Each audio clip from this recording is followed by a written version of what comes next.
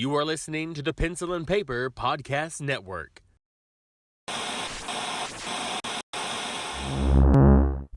Welcome to the Palace of Mega Pencils. This is Super Mega Crash Brothers Turbo!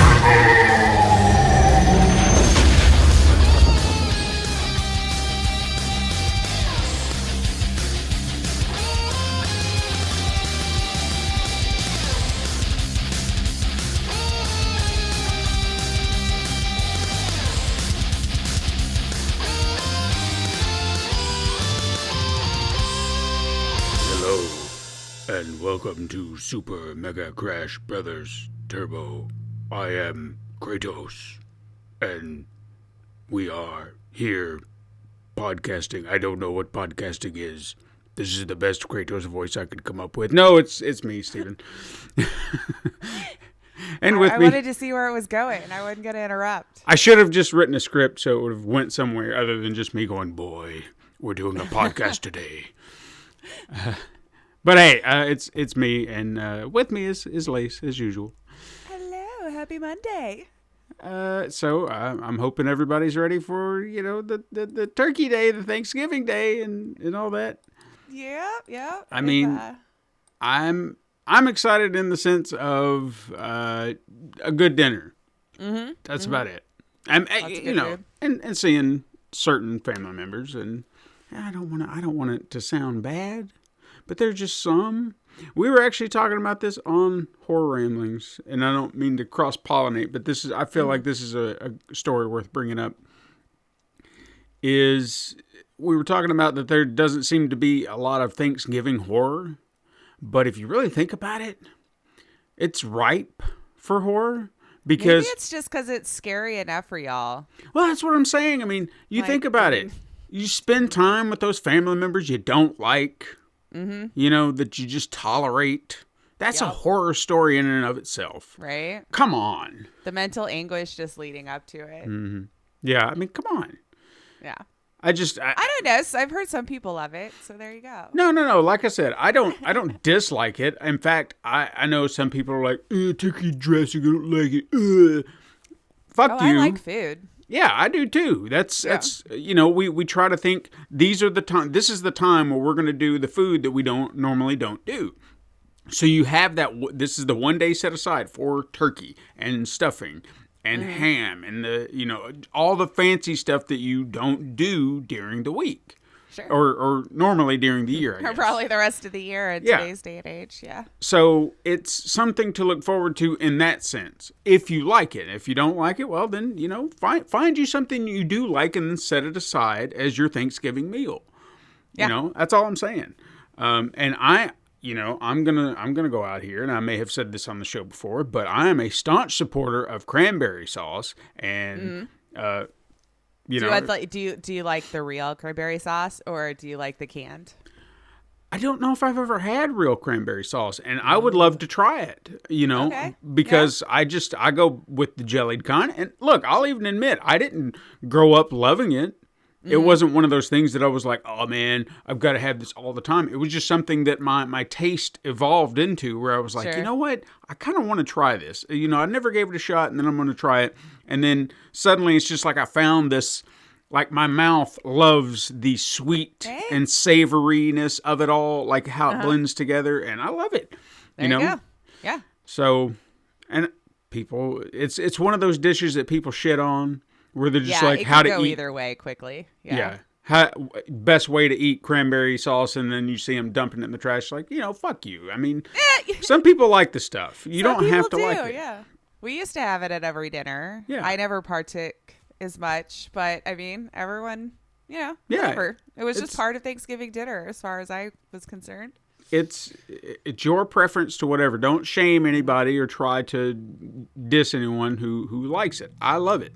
And I think it's especially like the day after when you're making all the turkey sandwiches, use that as your base, man. Put that with some turkey and cranberry sauce and some dressing. It's good. Good so stuff. Good. Yeah. Not to take a hard right turn, but I wanted to talk about something I actually read moments before we started recording. Oh, okay.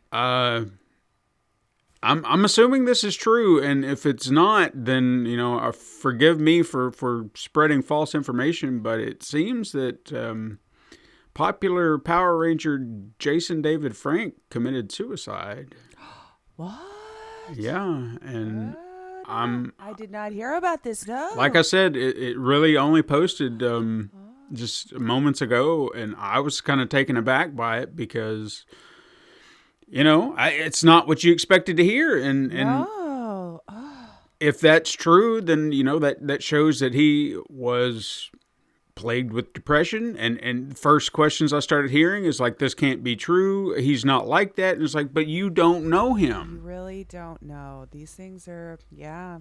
I mean, IMDb's confirmed date of death anyway is November 19th. So well, anybody can go on there and start adding stuff. On IMDb, though? Yeah. I know Wikipedia you could, but they've opened it up on IMDb too. You should take a look at trivia on there sometime where people are just like, "Did you happen to know that?" And they put this spin on it where it's not trivia. It's like, that's not trivia, you dick. Right, you're that's just like This is something you're just Okay. Or they try to be like, well, what's really going on is like they're trying to change facts, and again, this is not trivia. This is you trying to correct something. This should be in the goofs, not the trivia, if you're going to be a dick about it and try to correct somebody. But point being, back to Jason David Frank. Yeah, it's... I was never... I was never a big Power Ranger fan. Like, I think I just missed me, honestly. I think I was slightly too old, just barely. I was probably my teens, 13, 14... ish when I think when they hit, and I don't know it. I mean, that I'm a huge kaiju fan, like the Japanese stuff, and this seemed like it would have been something up my alley, but there was just something that wasn't connecting with me, and maybe if it was the actual Super Sentai, which is what this is based on, I might have gotten into it because it's the Japanese. I think it was just like the cheesy corniness of it, where it's where they blended, trying to make a kid show out of this, and I couldn't connect with it. And but I kind of followed the lore, from a distance. It was like I kind of interested, but not enough to really sit down and watch. Sit down every week, yeah. So I knew who he was. I knew the Green Ranger. I knew the White Ranger. When I look at his face, I'm like, I totally remember this guy. Yeah. You know how I am with names, so I have to look it up real quick, but. Yeah, damn. Yeah, it's a shame. I mean, this goes to show, time and again, every time we hear these stories and people are just like, I can't believe this. You don't know what people are going through. You don't. And these things can be such illnesses that overtakes one's mind to the point that they have no control over it. Yeah. There's I'm not gonna, play therapist or anything, but I've known some people that were afflicted with these sorts of things, and just trust it's a struggle. It's a struggle that you can't control. Even if your life is amazing and wonderful, it's such a shame. Yeah. I don't really know what to say about it. I mean, just his heart goes out to the friends and family and. Yeah. It's a tough situation.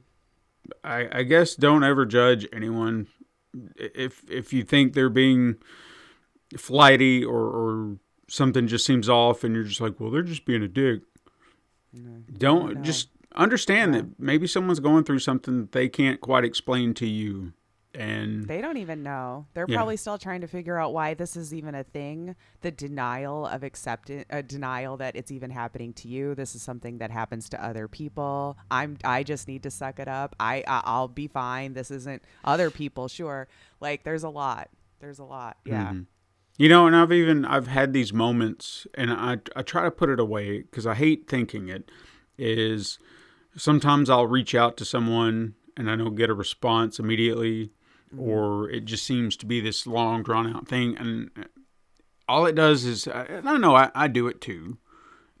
So, what in the moment I try to relate that back. I was like, well, what was my reason for not responding immediately? Yeah. And Maybe it was just like I wasn't in the mood to talk, or it was just like I'll get to it in a minute.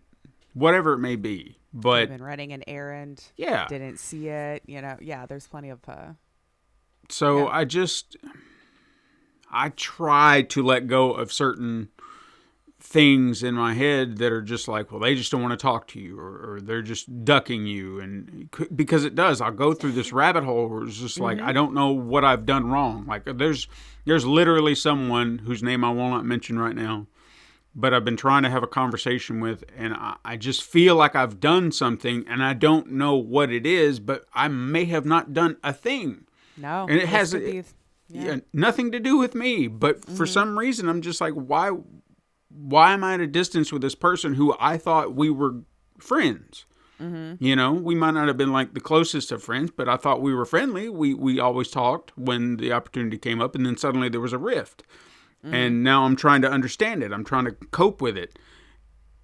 But again, it could be something completely non-related to me. Exactly.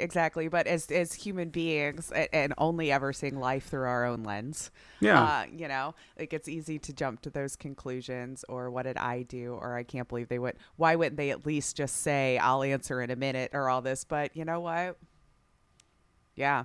You never know what someone's going through to the point that it's not intentional. No. And I might be asking themselves the same questions. Like, why wouldn't I just answer? Why wouldn't I just be like this? Why am I feeling like this? Like, yeah. So we'll, I'll put a pin in that, but hearts go out to him, thoughts and well wishes to his family, and it's a sad thing. Respect their privacy. Like, don't please blasting your opinion of what you think happened online or anything like that. Like, he was one of those situations. Let them mourn, let them figure out what's happening, and move on. I will say one other thing. He was Katrina was a huge fan of his, and we got to meet him at a con, and he was a really great guy. He was not one of those, because in that same con we met Jason Momoa, and he was one of those people who, the moment, kind of like Zach Galligan, and I've thrown his name under the bus, and I'll continue to do it because he's a dick. Are you about to say bad things about Momoa? Because I might have to prep. The moment we kind of said we weren't buying anything, it was just like, block. Like he was done with the conversation, and it was kind of disappointing. But Jason David Frank, he did not give a damn. He was just like friendly. He wanted to talk to people. I told him point blank. I said, she was going to be livid if we didn't come over here and talk to you. So here we are. I said, I'm going to just back up. Happy life. Am I right? Right. So I said, you two have at it. Y'all, hang out and whatever. And I'm almost positive she got a picture with him. Oh, good. Yeah. But and it wasn't like I didn't want to have any disrespect for the man. Like I didn't care, but it was she was the one who was the fan. She was the one who really wanted to meet him. You really wanted to see. Yeah. Yeah. I respected him. I was like, no, he's a cool dude. And he even did like some fight moves with some kid who was like dressed as a Power Ranger. Aww. I know I saw that. So he was a great dude.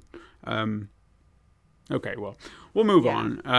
Again, thoughts, well wishes, and all that. Absolutely. To more positive things, I did want to kind of bring this up in passing, and I'm hoping that it will be ready for consumption this week. Keep your eyes open on Wednesday. I'm going to try to have a new episode of Savor the Flavor ready for everyone to watch on YouTube. I don't want to say too much right now, but man, oh man, I do regret. I regret. And I'm honestly thinking, because I did... I'm trying to think of how to say this without saying too much, because we'll get into it. I do want to talk about it, but not right now. I want to wait until after. I think I'm going to let the entire video play for itself. Now, I don't want to say it's extremely long, but it's not super short. I feel like there's a middle ground in here, and I thought, well, maybe I could fast forward or speed up, but there are really no moments where I'm not going through something. Sure. There's a... And you're, listeners, right now are probably going, what is he talking about? I don't, you'll find out. You'll find out. You'll find out. But I think I'll play it as a whole so you kind of see the whole thing.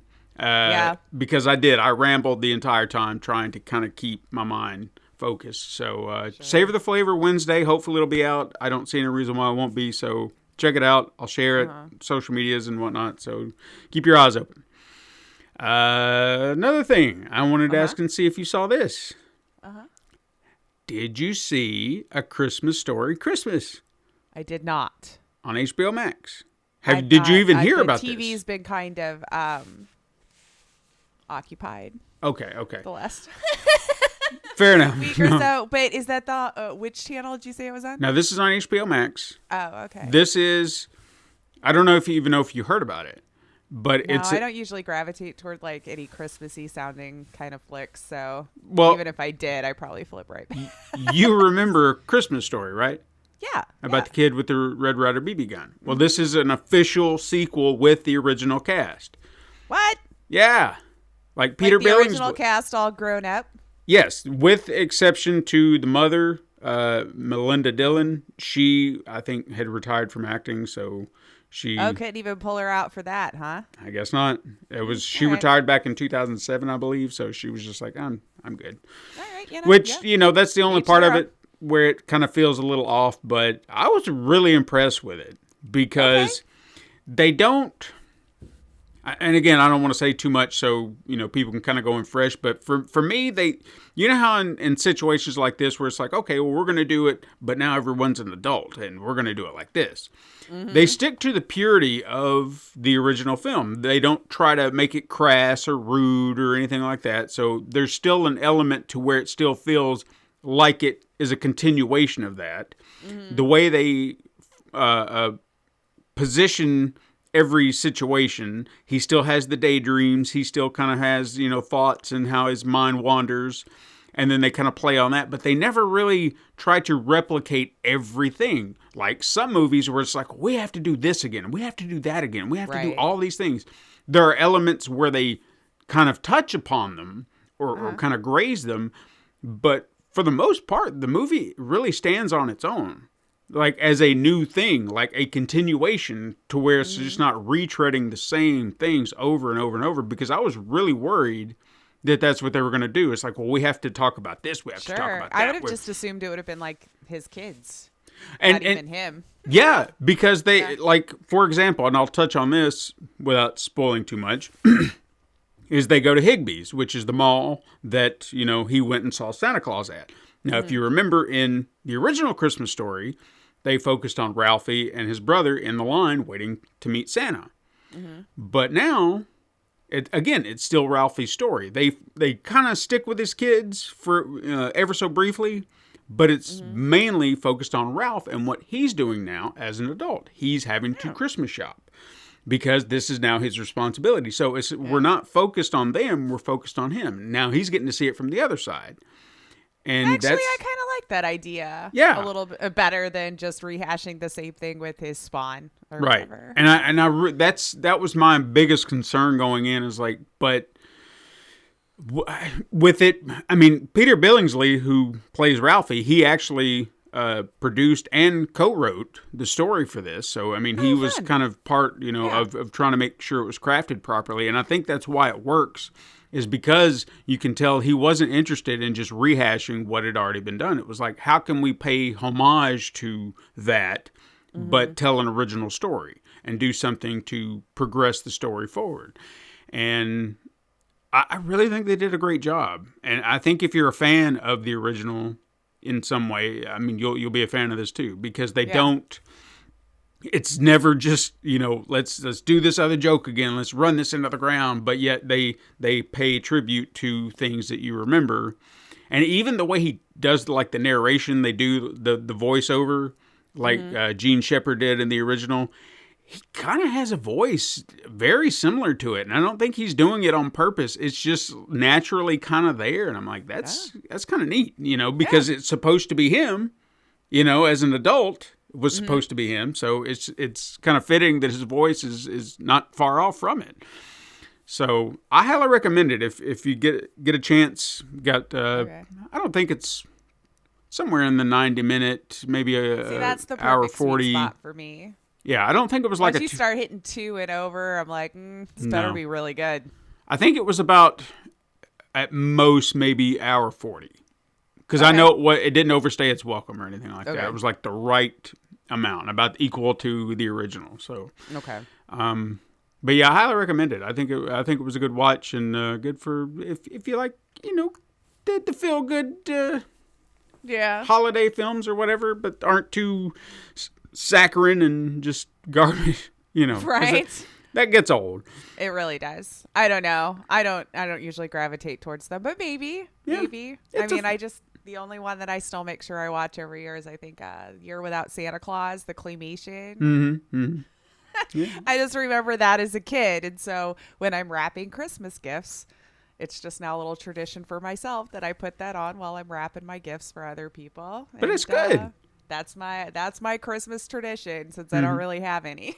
But that's fine. I think that's actually kind of nice. You have that one thing that you go to. I know that I just Rudolph remember it from a kid.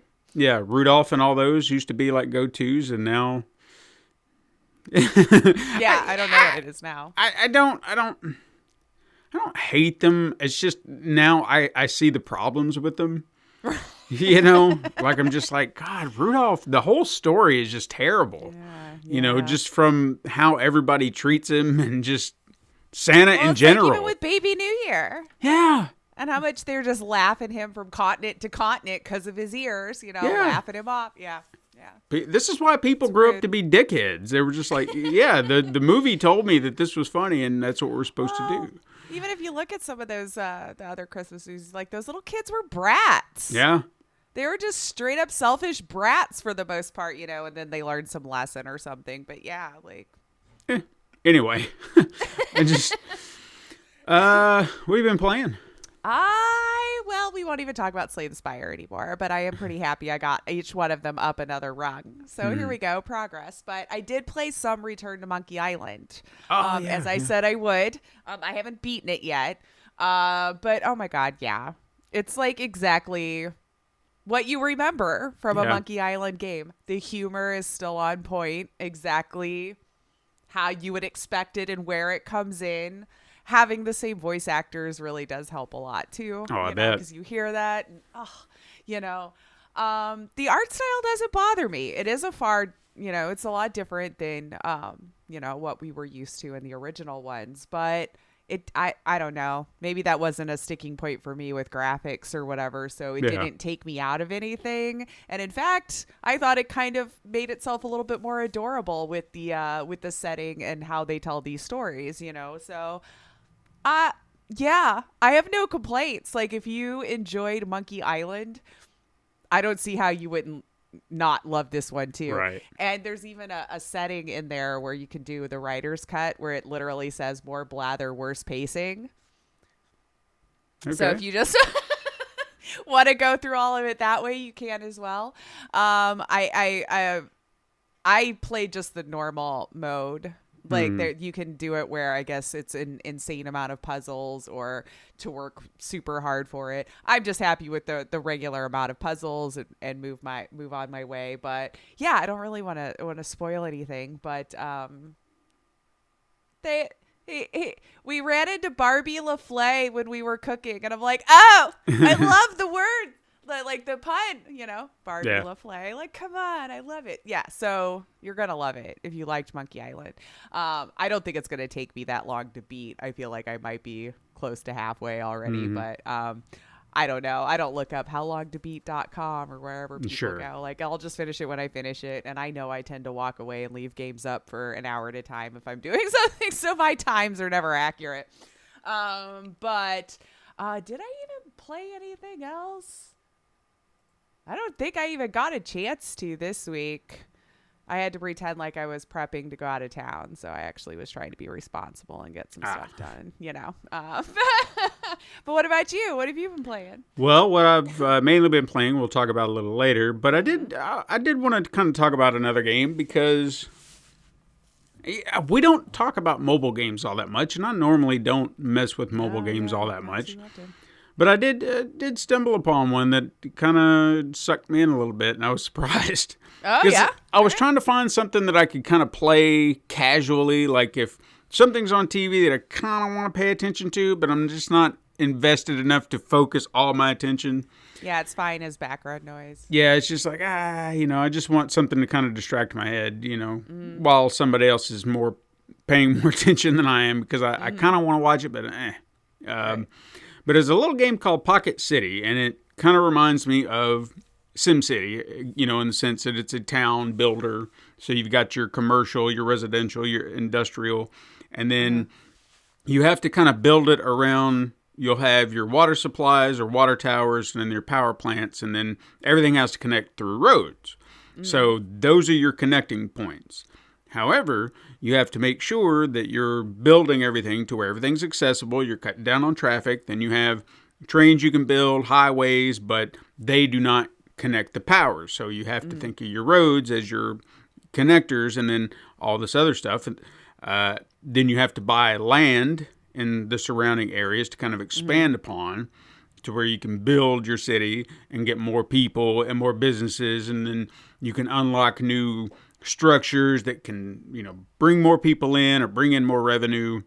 I don't know. I just got obsessed with it because how it was kind of laid out, and then it gets really detailed because you have to look at your town stats, see, how the public feels about everything, and it's detailed. It's not just like people are fine. It's like, here's percentages of everything you need to take a look at. Here's your traffic. Here's your crime. Here's your, how your resources are coming in, because you have food resources, you have steel worker resources, you have, various other things that kind of keep income coming up. So if you are not producing enough, and that's where you have to build extra businesses to do this, to increase that income, you have to keep up with that.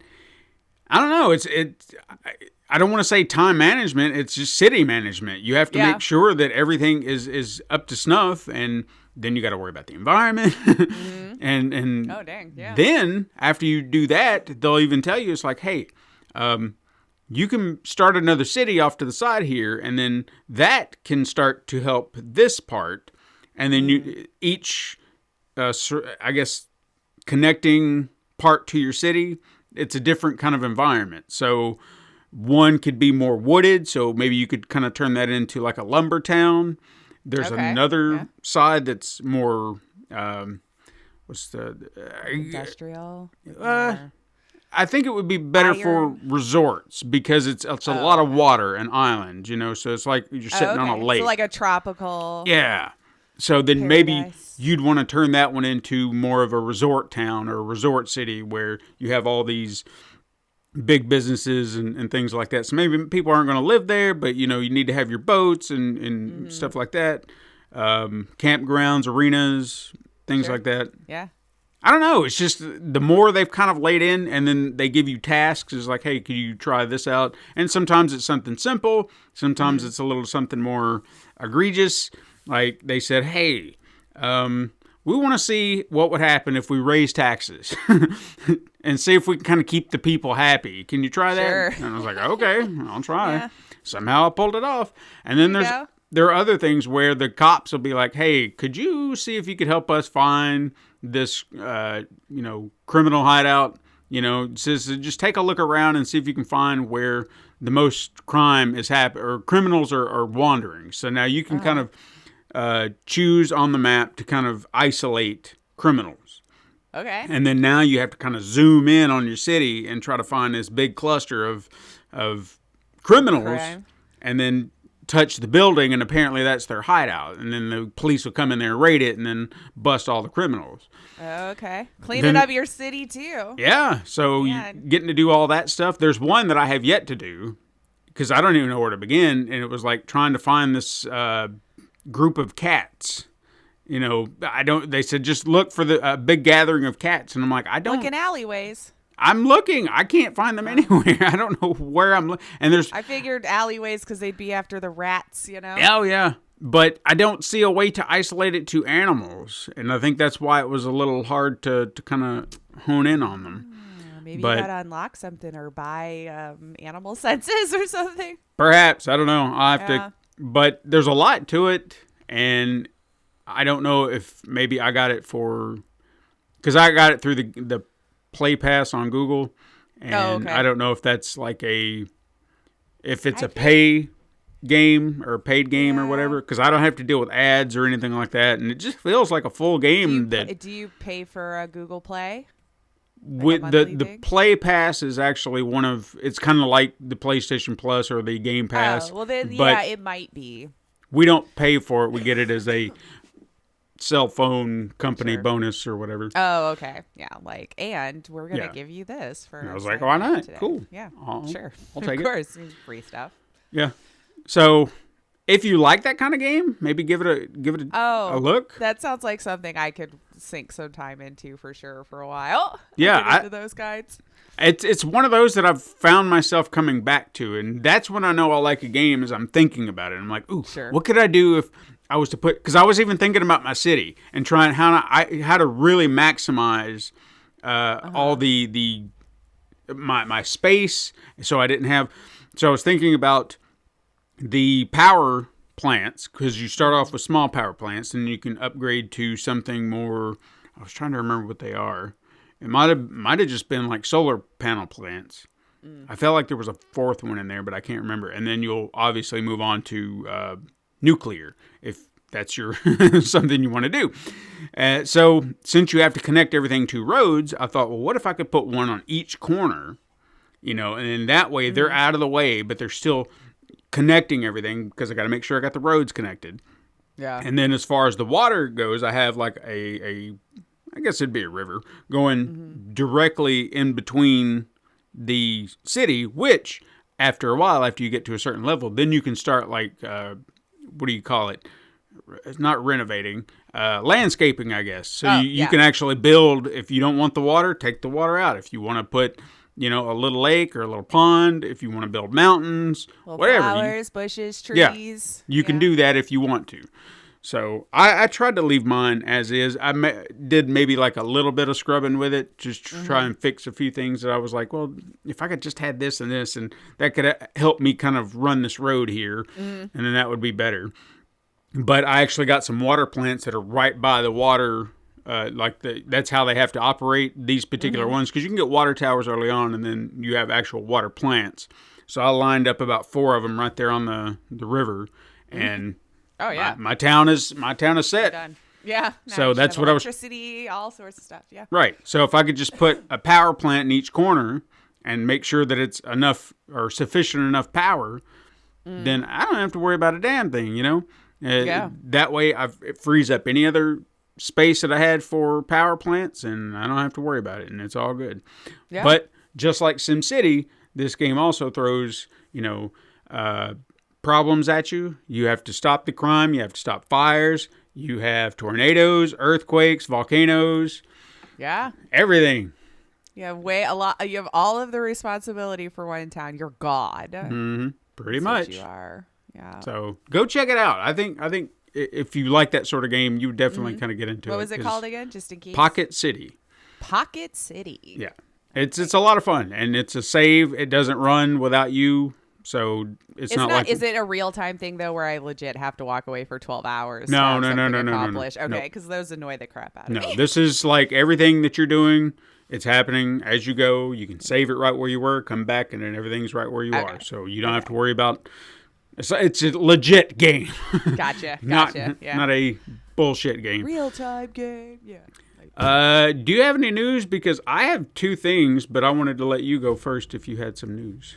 Oh, we've got a couple of things that I felt like chatting with you about that might go a little deep. I don't know. It depends on our conversation. So, well, we'll just do this one up top because there really isn't a whole lot of information yet to date, but kind of interesting nonetheless. Sonic creator, I don't know if you read about this, Yui Naka was arrested for insider trading. I don't Scandal. think I did. No.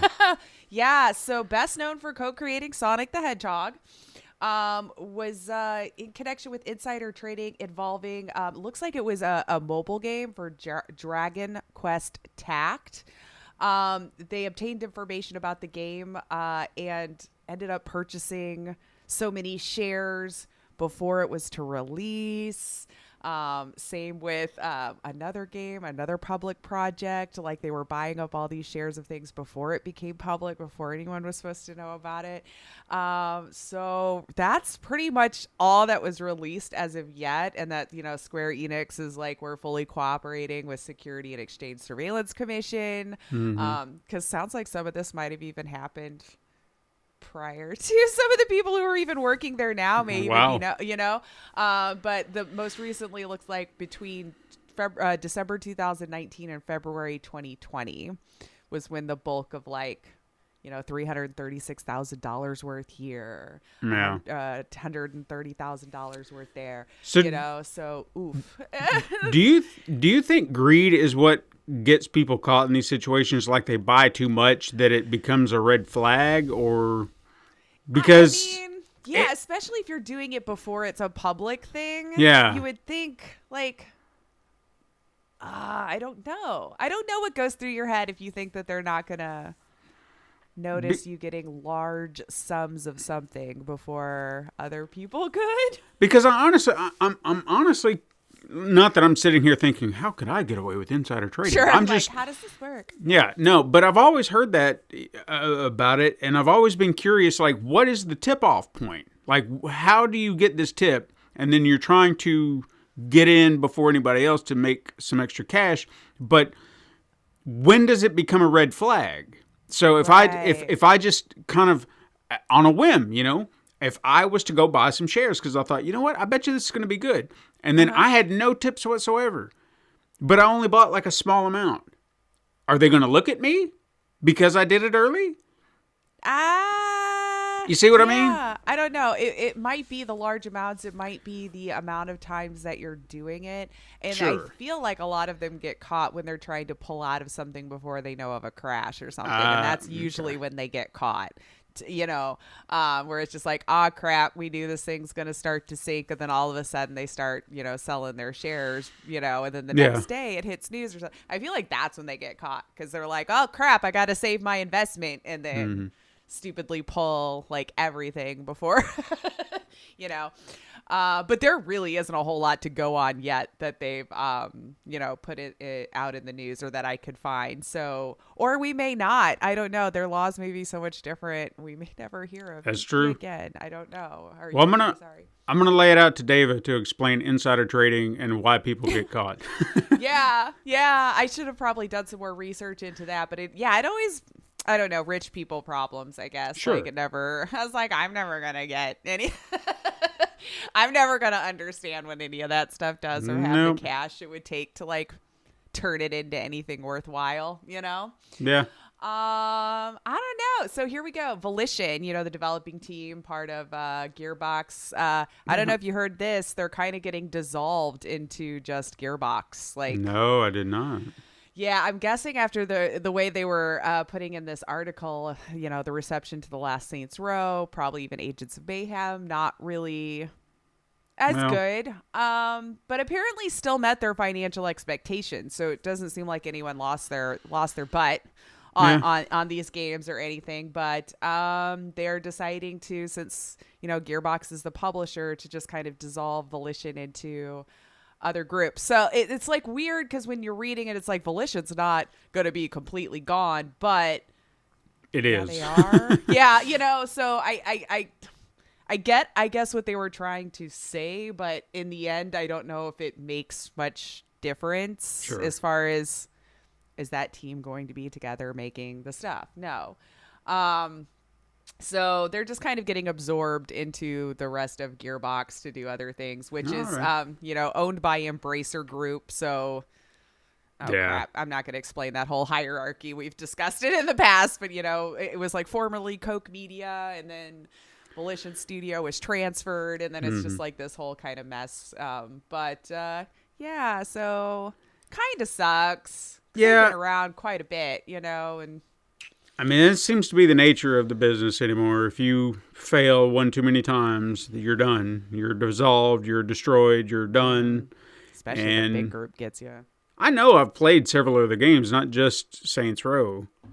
In fact, I don't want to like go too deep down a rabbit hole, but I've mentioned this on Horror Ramblings before. I've not mentioned it here, but there's a show that I've been listening to called Yuki and John's Patreon Buffet. Now, this is a paid podcast, video cast thing. And John Brennan, who is the musical talent for The Last Drive-In with Joe Bob Briggs on Shudder, there is another guy that works on that show as well called Yuki Nakamura, and he's like the set designer, planner. I'm sure he does a lot more than that, but that seems to be one of his jobs. And he has apparently been in the business a long time. Okay, like he goes way, way back. He's got stories for days for some of the people he's met. He's met the Pope. He's met Neil Armstrong. Which one? Pope John Paul II. I'm not going to remember who I know, was but in power when. I don't follow. The one in the 80s that was so popular. Not the one we're memeing now. Yeah, no. The one in the 80s, I believe. That people liked. Okay. Yeah. I'm sure they did. I'm sure Tom Berenger, Linda Blair.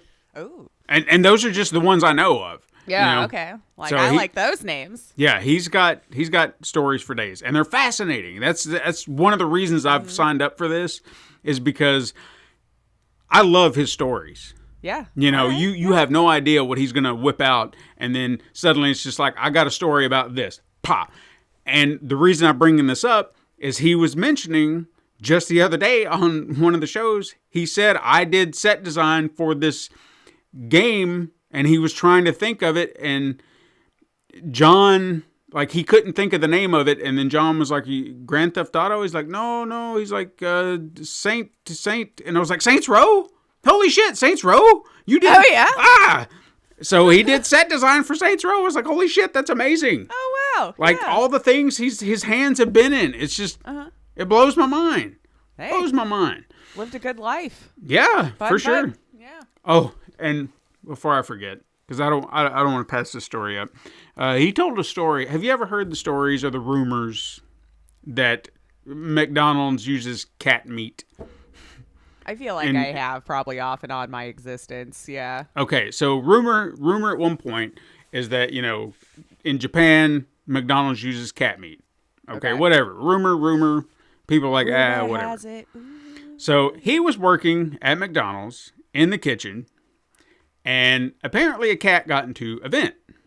And then the cat was up above the grill. Cat fell out of the vent onto the grill.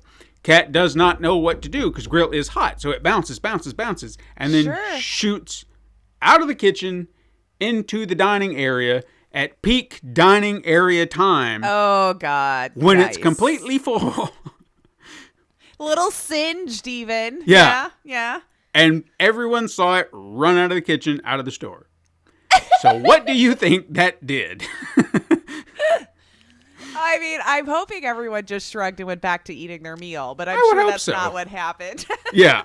I mean, you'd think, but all that did is, like, he said, it was like it just confirmed the rumor. And it was like the chef standing in the doorway, like, yeah, I know. I don't know how to explain this one either. I swear we don't use cat meat, but Yeah, I laughed pretty hard at that. I was like, wow, that's pretty great. Yeah. That'd be terrible. But of all the things that could happen right then and there. So, yeah, you want a good laugh, go check those guys out. But I'm not shilling for any. Sure. Yeah, it's a lot. Like I said, his stories alone are worth the price of admission. So fun. Continue. I'm sorry. Continue. I got off. One just fun one to pass off because it's hilarious, and we were already kind of joking about it in Discord. Dead Island 2 delayed again. Yeah. Mm-hmm. I feel like at this point, like even Jed said, like, is there a game? Is this just a long troll? Like, I'm starting to wonder. But they do say that, you know, well, you know, the delay is not lost on us. Like, they're totally like, guys, we know. We got it. I don't know why this has been in development hell. But hey, if they're going to do it right, if they're not crunching their people, like, that's all that matters to me. But again, another good example of what we've always said. Stop talking about shit till you know it's actually going to be closer to coming out. I don't know. I guess my big of a joke now. Yeah, no. I mean, that's my big question right now. It's like, what is the problem? Like, this is this is not a new concept, is it? Right. I mean, I this don't is just feel like it. No, and I feel like they've started over completely, at least at one point in time, right? Sure. I want to say I was reading about, changing the protagonist and things of that nature or whatever. So fine, maybe things got too dated because it took too long for the game to finish. I mean, that was a game that was actually being marketed like way back in. Ooh, like 2016, 17, Yeah. might have been 15 for all I remember. I kind of felt like it was right in the precipice of the PlayStation 3 days before PS4. I could be wrong. I'd have to look it up right now because I don't remember now. Like, it's been so long. But Yeah, I feel like, I don't know about 3. Okay. I might be know about over 3. because Yeah, for I some feel like reason 4 for sure, and then things started to advance, so you probably had to start a new engine. I think I might be equating it because I feel like there was an E3 that I went to, that the big theater experience that PlayStation used to do, and there was a commercial running before the show, and it showed. I'm almost positive this is Was why the one I'm where they were doing. skateboarding? No, this is the one where it was like the running. Oh, okay. The little jogger dude, and Oh, yeah. it's all snappy and all that. And what Goat Simulator 3 made fun of it recently. Right? Yeah. But there was also a preview for, and I think it was The Last of Us Remastered. So I think maybe that's why I'm connecting those dots, thinking it was 3, because then that would have been for 4. But Last of Us was 3, 2, 4, 2, 5. Yeah. So Exactly. maybe that's what it is. I don't know. Yeah. That could be. Outside of that, okay. So I kind of want to chat about this Okay. Mick Gordon thing with id Software and Bethesda and the whole thing. I was reading about it a little bit last week. And I think I was even telling you that, like, I was starting to read his post, and I was like, I'm not going to have time to go through this with a fine-tooth comb. Yeah. Because it's so much, y'all. And we're talking about a span of about 3 years here that this is kind of built up to, that we know about. Longer for those involved, it seems like. But I'm sure everyone might have heard by now about the trouble surrounding the Doom Eternal OST with id Software and then Bethesda, just because they owned id Software. Like, I'm wondering if we're going to hear anything from Microsoft or anything, if honestly, because now it's kind of like your problem, sort of. But I don't know if the best place to start would be from this open letter 3 years ago, because I wasn't fully aware of the entire situation. I don't follow Doom closely. So I could see me easily have missing this when it first started to become an issue 3 or so years ago. But there was a lot of criticism about Mick Gordon's OST for Doom Eternal, and how it definitely didn't sound like it was up to the same standards as past, Mick Gordon work, and so the director, they're over at id Software. His name's Marty Stratton. After people had started, I guess, this doesn't sound right. Like, people are even looking at waveforms, right, pointing out why these waveforms look different. Like, why is this all blocked up? This is why you're getting the clipping or whatever. And then Mick Gordon had responded that he was not the one who had edited and produced those tracks that you're hearing. Like, didn't, wrote the music, but I wasn't the one who edited for OST standards. Right. To which apparently led Marty to writing this open letter on Reddit 3 years ago. It's a long one, too. I don't know if y'all have gone back and forth to look at these, but Marty's open letter was pretty long and pretty accusatory. I reading through the whole thing basically lays all of the troubles and misunderstandings that happened during the production of music going into the game. Kind of just laid it all at Mick's feet by not meeting deadlines, taking too long, asking for longer than supposedly contracted for. Marty even says that they had, since January with the contract and moving forward, we're trying to do this, that, or the other. And I'm only bringing up certain points because when we get to Mick Gordon's, you guys, if you've not looked at this, it's a very heavy rebuttal. It's a 58-minute read, at least, according to the Medium post, and telling you how long. Bullet points, receipts. It's probably one of the most well thought out, thorough rebuttals I've ever seen. Oh yeah, I've ever seen. Links to go to each part of the process.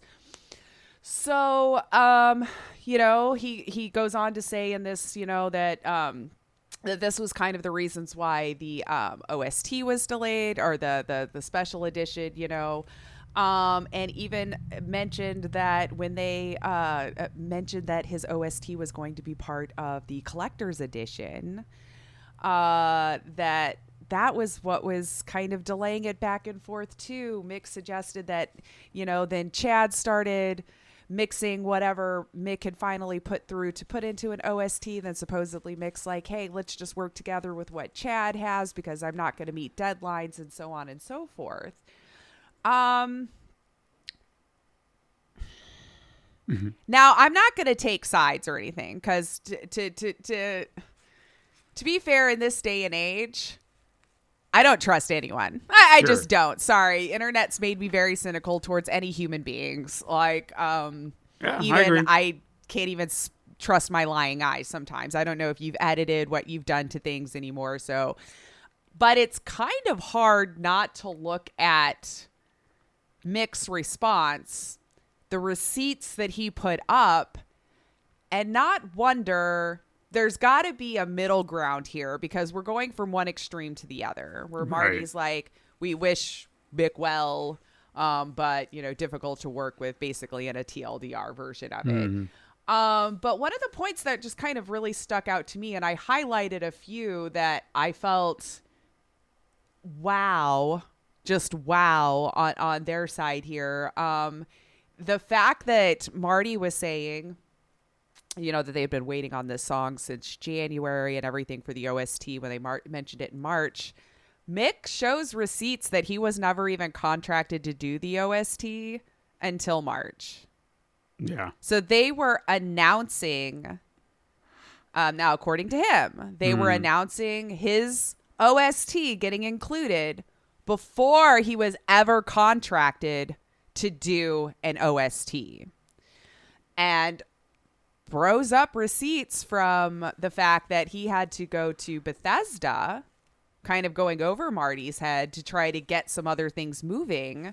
And therein is where he posted the date of the contract. Yeah.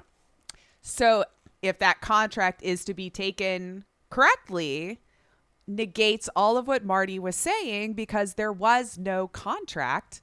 And Mick even shows audio wave files showing that Chad had been working on this long before there was even an announcement of the OST. So it's like a lot of the timelines they're showing, it just doesn't work. It doesn't make sense. So clearly one side or the other is lying through their teeth. And depending on whose side you're on or whatever, right now I feel like Mick has the upper hand. Sure. Simply because he's produced all of this evidence and very well thought out bullet points, prove, everything he wanted to prove to put up there. And all we've got is statements from large corporation, right? So the fact that he even says he went unpaid for about 11 months. 11 months. Could anyone do what you do right now and not get paid for 11 months and still be okay? Yeah, really. I mean, like, I wish. nothing bothers me so much as when these large companies can't just pay their artists. I've been learning how artists are paid in this space, and I didn't really, I'm not a musician, but how they get paid by just like minutes used. I don't know. It seems kind of sketchy, like bullshit, but yeah. like you feel like he's putting in so much more time than he'll get paid for. Anyway, I don't know. I'm sure that's a whole other conversation that needs to be had. The year of pay your artists, people. Sure. Is what it's feeling like. Pay your freaking people. Excuse me. So Mick does go on to say that at the Bethesda's E3 showcase, June 2019, that was the day he learned about the OST going in as well, guys.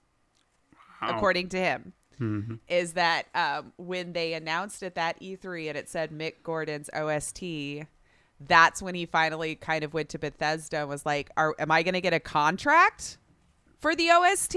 Like, set messages to id Software. Like, you've put me in a really difficult position. Again, not contracted for this thing. So where this Marty work since January, I've been asking since January was coming from, that's already in direct conflict. Why would he start on an OST if you're not contracting him for it? Exactly. And why are you taking this long to contract Mick Gordon, for Christ's sake? Like, yeah. These are all questions that were going through my head as I'm reading this. Like, I don't know what the relationship is like between the two, but to have worked together for so long, it's kind of like in my head, I don't even really play Doom, but I'm like, Doom, Mick. Yeah. And it's almost like they just said, well, no, he's in. I mean, automatically. It's like they just had this assumption. It's like, oh, yeah, we don't have to worry about that. He'll do it. Yeah. Okay, but it's still nice to have a contract. And paid for your work. And paid. Yeah. For your talent. And, oh, my God. And just the fact that this sat like this for 3 years, until now. I'm sure everyone's like, why 3 years go by that you're putting through this point? I'm sure this has been stuck in legalese hell forever because they have the money to keep kicking this can down the line. Sure. And this again would be my assumptions, but even the minutes that they used, according to Mick, he still hasn't been paid for all of it. So he's only been paid, according to him right now, only half of the minutes that were used. He shows that he released like almost 5 hours. So 4 hours, 46 minutes and 1 second, was only contracted for 2 hours and 22 minutes. But after it was finished with development is when he saw that pretty much all of it got used. And so to make matters worse, you're going through this again. I can't hit point for point. I can't. No. Like, if you guys really want to go through it, I do recommend reading both sides. I went back and I read the post from Marty in Reddit. I read the full statement from Mick, and right now I honestly feel like he's got the upper hand. This is just my own personal opinion reading through what I can find. Especially when he shows this ZeniMax contract for March 18th, 2022. Yeah. Again, I realize people can Photoshop stuff and everything, which is why I guess these days it's hard for me to trust anything I see online. But I don't the amount of receipts and timeline and as thorough as Mick made it, it's a little hard not to feel like he's got a really good point here as to what happened. And then the only other thing that really kind of Bethesda's response to it all was what kind of made me go, I kind of want to chat about this, because I feel like everyone might have seen it by now, but Bethesda now came out in support of the recent posts. They say mischaracterized and misrepresented the team at id Software, Development Doom, Marty, and Chad. Chad Mossholder now was the person that was doing the editing on the music. Wasn't necessarily an audio engineer, to my understanding, Sure. but was hired for it. And they're unequivocally just taking Marty's and Chad's side on it. What really kind of the part that I went, what, was when they were saying that these statements are of incomplete facts, and facts in quotation. Incomplete, Bethesda? Did you read this? incomplete Bethesda. Like, look. Hey, in this day and age, that's not a surprising comment. But now, again, I know you're a big company. You've probably got a lot of laws and everything that you've got to handle a little bit differently than what Mick would have to do. So just being able to like splatter maybe all of these personal contracts online, you probably can't do. Mm-hmm. But did you think this was going to be cool? That this was just, his presentation, selective facts. It's an hour fucking read, Bethesda. I've never seen a more thorough rebuttal in something like this in my life, from normal human to corporation. Like, I've not ever. Right. To take that much time to bullet point, link, TLDR, you know? I mean, this is not a tweet going, hey, you're just slandering my name. Fuck you, Bethesda. Yeah, it's not a tweet longer going, 3 years ago you slandered me and now I'm mad. Yeah. If that's all it was, then sure, I would have a hard time buying his story, but no, I agree with you. It was like, no, you're not going to tear me down. Facts. Boom. Right. And could you imagine? I could only imagine how much crap he's gone through the last 3 years. How much of a professional hit that might have taken to his reputation. Other companies wanting to hire him, but being a little leery because he's being made sound to that he doesn't complete contracts or doesn't fulfill his obligations. And if that's true, and it could be, I don't know, Mick. I don't know Chad or Marty, you know, I don't know any of these people from Adam or Eve, you know, I don't know them, but you got to do better than, his set of incomplete facts. Like, that just made you sound so stupid. Yeah. Because of how thorough that this, in fact, is. This is very thorough. You can't tell me that, anyway, selective maybe, but holy crap, an hour's worth read of selective. It's a little hard for me to believe. It's like, well, if he's being selective, fill in the gaps. Right. You know? And again, are we owed it? Maybe not. He is, for sure. Sure. You know, it's his reputation, his livelihood, his music, his everything that's taking the hit. And Mick even goes on to say he was offered a 6-digit sum to just, and let's walk away. Just, keep your mouth shut about what was going on and walk away. Sure. So if that's also true, Bethesda, I don't know how you pay him. Mm-hmm. If you used it, pay him. You clearly liked the music or you wouldn't have put it in. Right. You know, it wasn't to my standard. It doesn't matter. You used it. He worked on it. He did it. He sent it. You used it. You pay him. Mm-hmm. If you didn't like it, send it back. You don't pay them. You don't use it. So, dear God, it was as soon as I saw Bethesda's response where I was like, really? That's it. I feel like saying nothing would have been better than saying this, in my opinion. But, you know, then they would have been burned for not saying it. It was like, well, what's the deal, Bethesda? Why don't you say anything? So either way, but yeah, they said the stupidest thing possible. And yeah, very corporate speak. You know, we reject the distortion of the truth and selective presentation of incomplete facts and quotation marks. I was like, dude. I mean, and it could be, my God, maybe this was supposed to be a 2-hour rebuttal. Maybe y'all did do that much or didn't do enough. I don't know, but dear God, yeah, I can't sit on that incomplete facts and that was it. So as I'm looking through it here, I mean, I recommend everyone reading both for yourself, obviously. I'm really quite proud of the fact that the Doom thread that Marty put in Reddit is still there. Apparently the moderators did have a lot of calls for it getting taken down. But instead what they did was they've locked it now because obviously when this came out, a bunch of people started coming back into type now. But put up there that it's come to their attention that the public statement was made and posted Mick's directly underneath and locked it. They're like, in my purview, now it's high time to hear the other side of the story.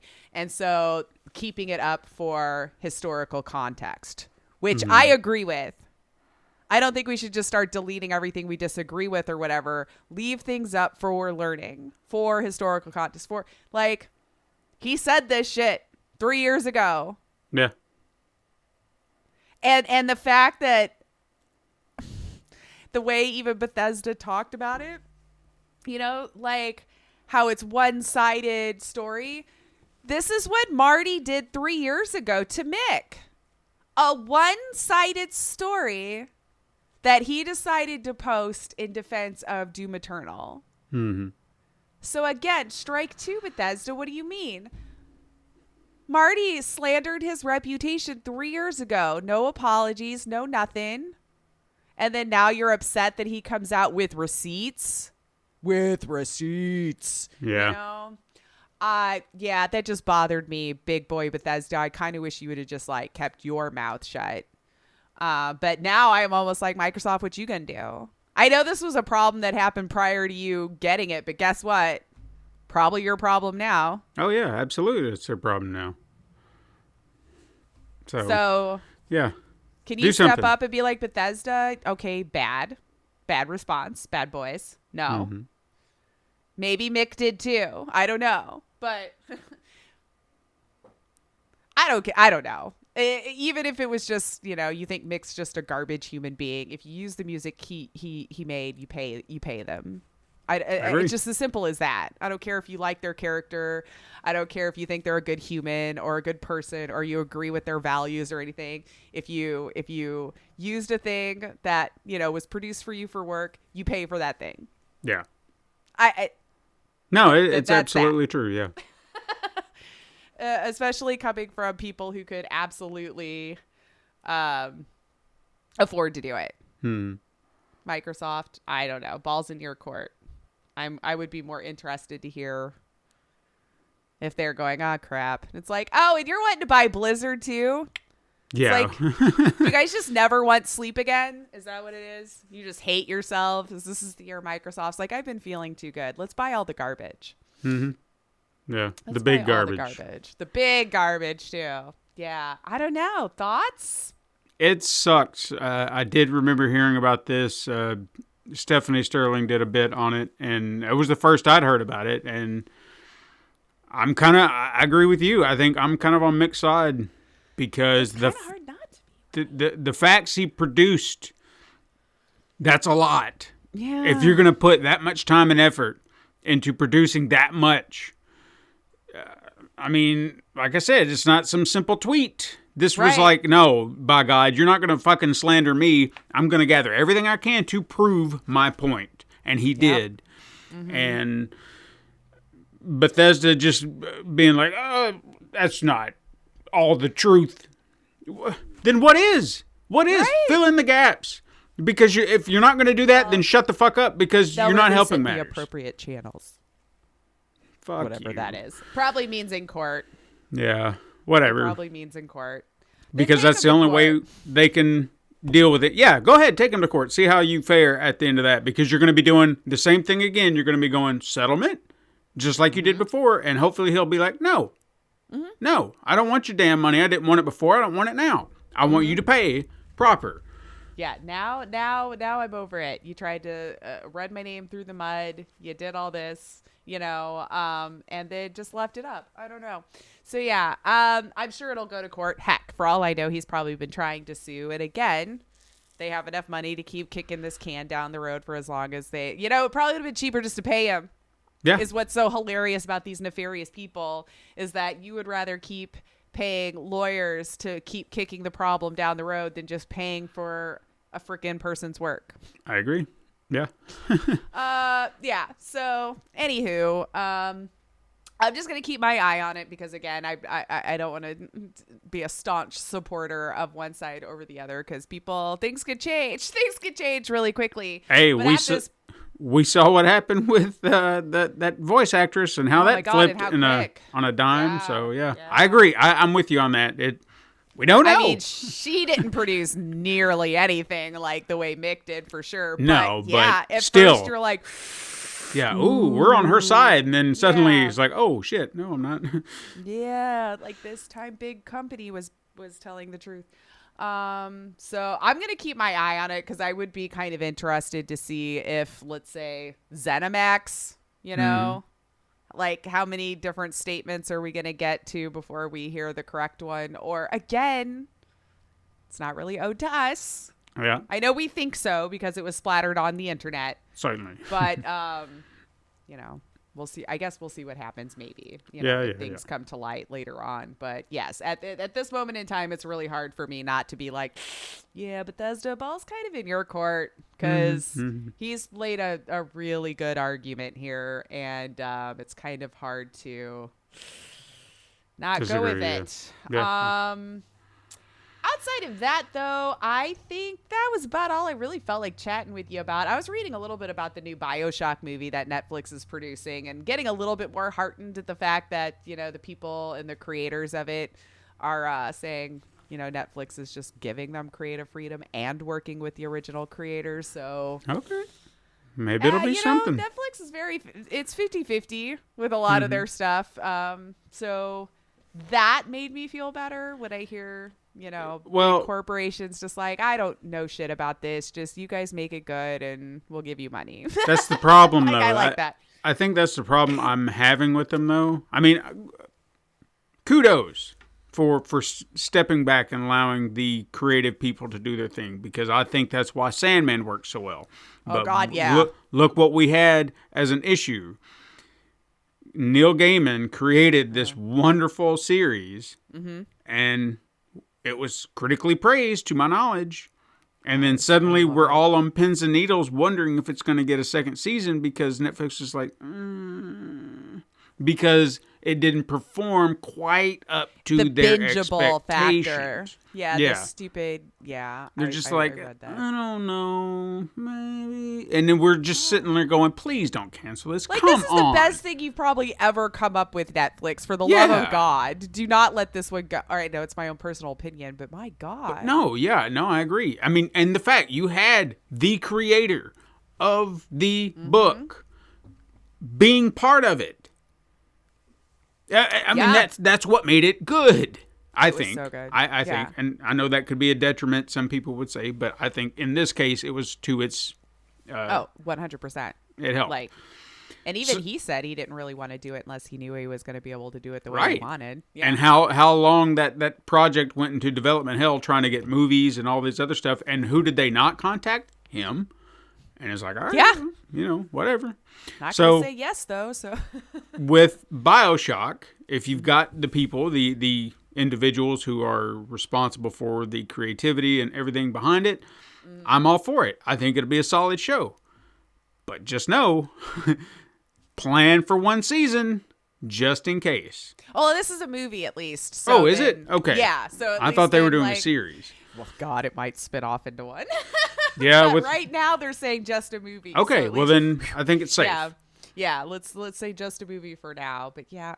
Hey, but I know we're off topic now. But he did tweet season 2 is a go. I was waiting for Neil himself to say it, like all of this stuff. So I'm very excited about that. But yeah, stop pretending like everything has to be binged to Netflix. Mm-hmm. I think that was the gauge they were looking at, is like how many of us just decided to consume its entirety in one weekend. It's like some of us wanted to savor that. Yeah, I can't do binge anymore. Now, shorter stuff, say like hours for like Big Mouth. That's a great example. Yeah. That's bingeable. It's short, it's sweet, it's just something you can kind of watch and just keep on, and then when you're done, you turn it off, but you can come back to it. It's quick, it's easy, it's fun. Sandman, like you said, it's something to be savored. We did watch a few episodes at a time, but it didn't feel like it was a necessity. It was just like 2 at a time. And you'd look at the clock and be like, "Do you want to do one more?" And it was like, "Yeah, all right, one more." And then look at the clock again. We'll save it. We'll save it. That's a good stopping point. So, savor. That's a great way to kind of look at it. I loved it, yeah. And just, I don't know, even some I had to go rewatch, Like, to me, it's been a long time since I've had something I've enjoyed so thoroughly as far as casting, story, cinematography, like, just the whole thing. Like, just so wonderfully put together with every beat that it hit that, yeah. I want more Dream. I want more. But that's all I put down. So what you got? All right. Well, I did have two little bits of news. One kind of relates back to something, to an episode a long way back. I don't know if you remember this, but we spoke to a man by the name of Edwin Jack back in 2019 in episode 83. He was the founder of Bare Games. Oh, yes. And we met him at PAX, and he was promoting his game called Seed, which is CEDE, and it was like a farming, what did he call it? Combat farming or something like that? Yeah, where you played like the bear or something, right? And you were going around and you would plant it, and you would grow like these little seeds, and then they would become your weapons, and like they would sprout into warriors. The flowers would shoot, or give you health or something. Yeah, and it was very particular about how it worked, and I mean, he explained it all. It's a fascinating interview. If you want to go back, episode 83, way back. Yeah, a couple years now. Seed got signed, so it's on its way. Oh, so good. Hopefully by someone honorable. Yeah, I didn't get a name as to what company, but they signed a deal with the game or for the game, so I'm excited to hear that. We'll finally get to see it. I know it's been a while back, but this is the development. This is the indie game life. Yeah, you just. So congrats to Edwin, and glad to see that Seed's finally going to get out there in the world proper. Wasn't he the one that had like the fun face makeup? Yeah. Face paint or whatever for it? Oh, yeah. And then the story about Bare Hand, like where did the name Bare Hand come from? There was a whole story behind it. Go listen to it. Yeah, he was a good get. Yeah, that was a fun interview. Maybe we can get him back when the game gets out into the world. We can see a follow-up. The last thing I wanted to bring up real quick before we get into our big thing is I stumbled upon this story, and I have no reason to doubt this is true, and it just makes me okay that G4 is no longer here. Oh. Because I know we had this discussion in Discord where they just recently got shut down. Yeah, but if this is the kind of revival. Yeah, if this was the kind of stuff they were pushing, then I don't care, because I think it's ridiculous. It's ridiculous, okay? So apparently there was a Twitch streamer or let me see. Popular streamer and content creator Miss Click. She was apparently trying to get into G4 and get a job or looking at a potential hosting position in the network. I do kind of remember them asking for video submissions. Yeah, and they apparently wanted to. She had to go through a questionnaire in the interview. Okay, so it says during the stream, that she was actually discussing this on one of her streams with a whole panel, and this happened some time ago, and she kind of kept it under wraps. But now that G4's down, and this is also in light of Kevin Conroy passing, she decided she was going to share this story about G4, because what are they going to do? Okay. She said that during the interview process, they asked her, why should we cancel Batman? And her response was, wait, what? What do you mean? Why? And it's like, why do you believe we should cancel Batman? And she's like, why are we canceling Batman? Their response was, because he's rich and white. And again, her response, wait, what do these things have to do with each other? Yeah. And they were just like, well, he thinks he can just skate by on the law, and but if it was somebody of color, he wouldn't get away with it. And she was just baffled by this. She's like, so I don't really understand where this is coming from, why this is coming from, because it's not about. Is that about games or anything? Well, she even mentioned, she's like, I don't care if he's rich or white. He's like, this is somebody who's a hero, and he's saving me from a criminal. So what? It doesn't matter. I don't give a shit who he is. If he's saving me, then what does it matter? Right.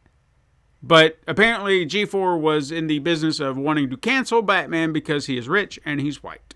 So they were looking for someone to try to help cancel Batman? Apparently. That doesn't even make any sense. That's not even your lane. I agree. But here we are. And this is why they're no longer with us. Fuck. Interesting. G4. Yeah, that just doesn't even make sense why those two things would go together. Well, all right. I thought you were going to tell me Adam said something dumb. And I was like, yeah, he's got a lot of hot takes he takes to Twitter all the time. And I was like, but that's just normal. No. But, if he was behind that, then yeah, he can go fuck himself too. Because what is that about?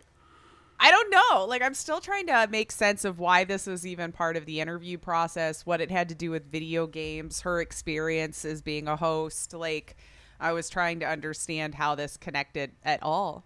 Yeah, no, I don't either. And I think that's why she was so baffled by it. It was like, what are you talking about? Yeah. Why is this a thing? Ask me about video games. Yeah. I honestly feel like they were trying to find, like you said, they were trying to find someone who was going to be a person that they could just be like, hey, we've got this hot take and we want you to take it. And it could be the most ludicrous thing, but they would be the target, because it wouldn't be G4 being the target. It would be her.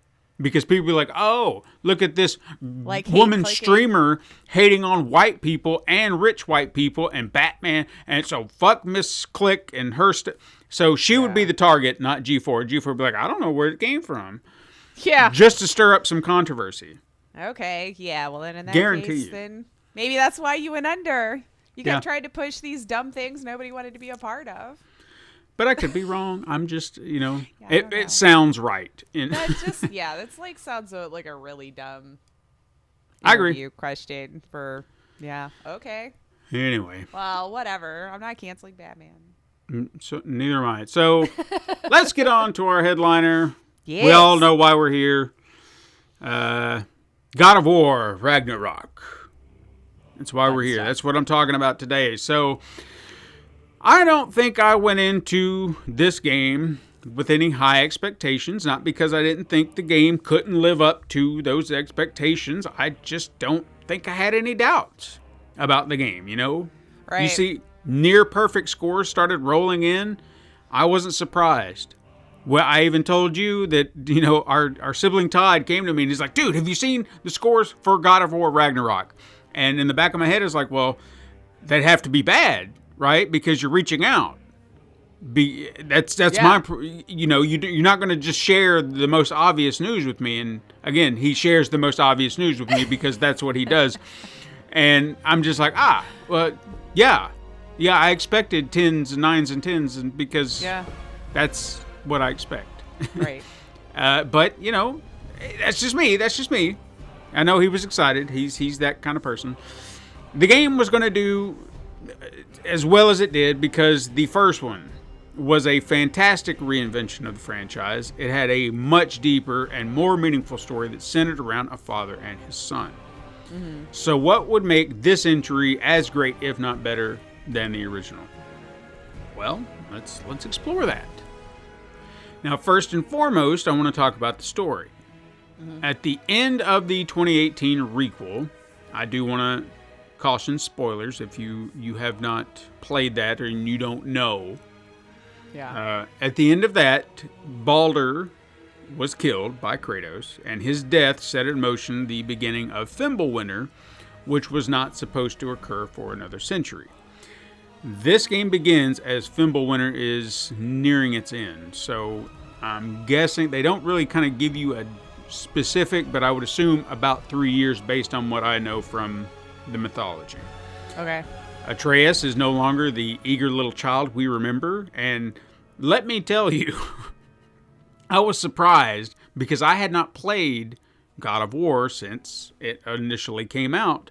Mm-hmm. I went back just to kind of listen and kind of reacquaint myself to how that game started. Yeah. And then I heard his voice, and I was like, holy shit. He was a baby. Like, by comparison, when you hear the two compared voices, you're like, wow. So did they keep the same one? I hope. Same actor. Well, then yeah. Like you go from how old was he? I don't. And that's the thing. Yeah, we'll say about 10. Okay. Fair. Oh, then that's assessment. Like a decade in teenage years. Yeah. 10 to 13. 10 to 13. Yeah. Anyway, but we see Atreus go from a young child to now a curious and rebellious teenager who wants answers to questions that were posed at the end of the last game. One very specific question that, again, if you have not played the first game and you want zero spoilers, you may want to skip ahead about 30 seconds. 3, 2, 1. The question is, why do the giants refer to him as Loki? Okay, yeah. So Atreus is wanting to learn more about his heritage. He wants to know about these prophecies he keeps hearing about. So he becomes kind of obsessed, and rightfully so. You know, this is about him.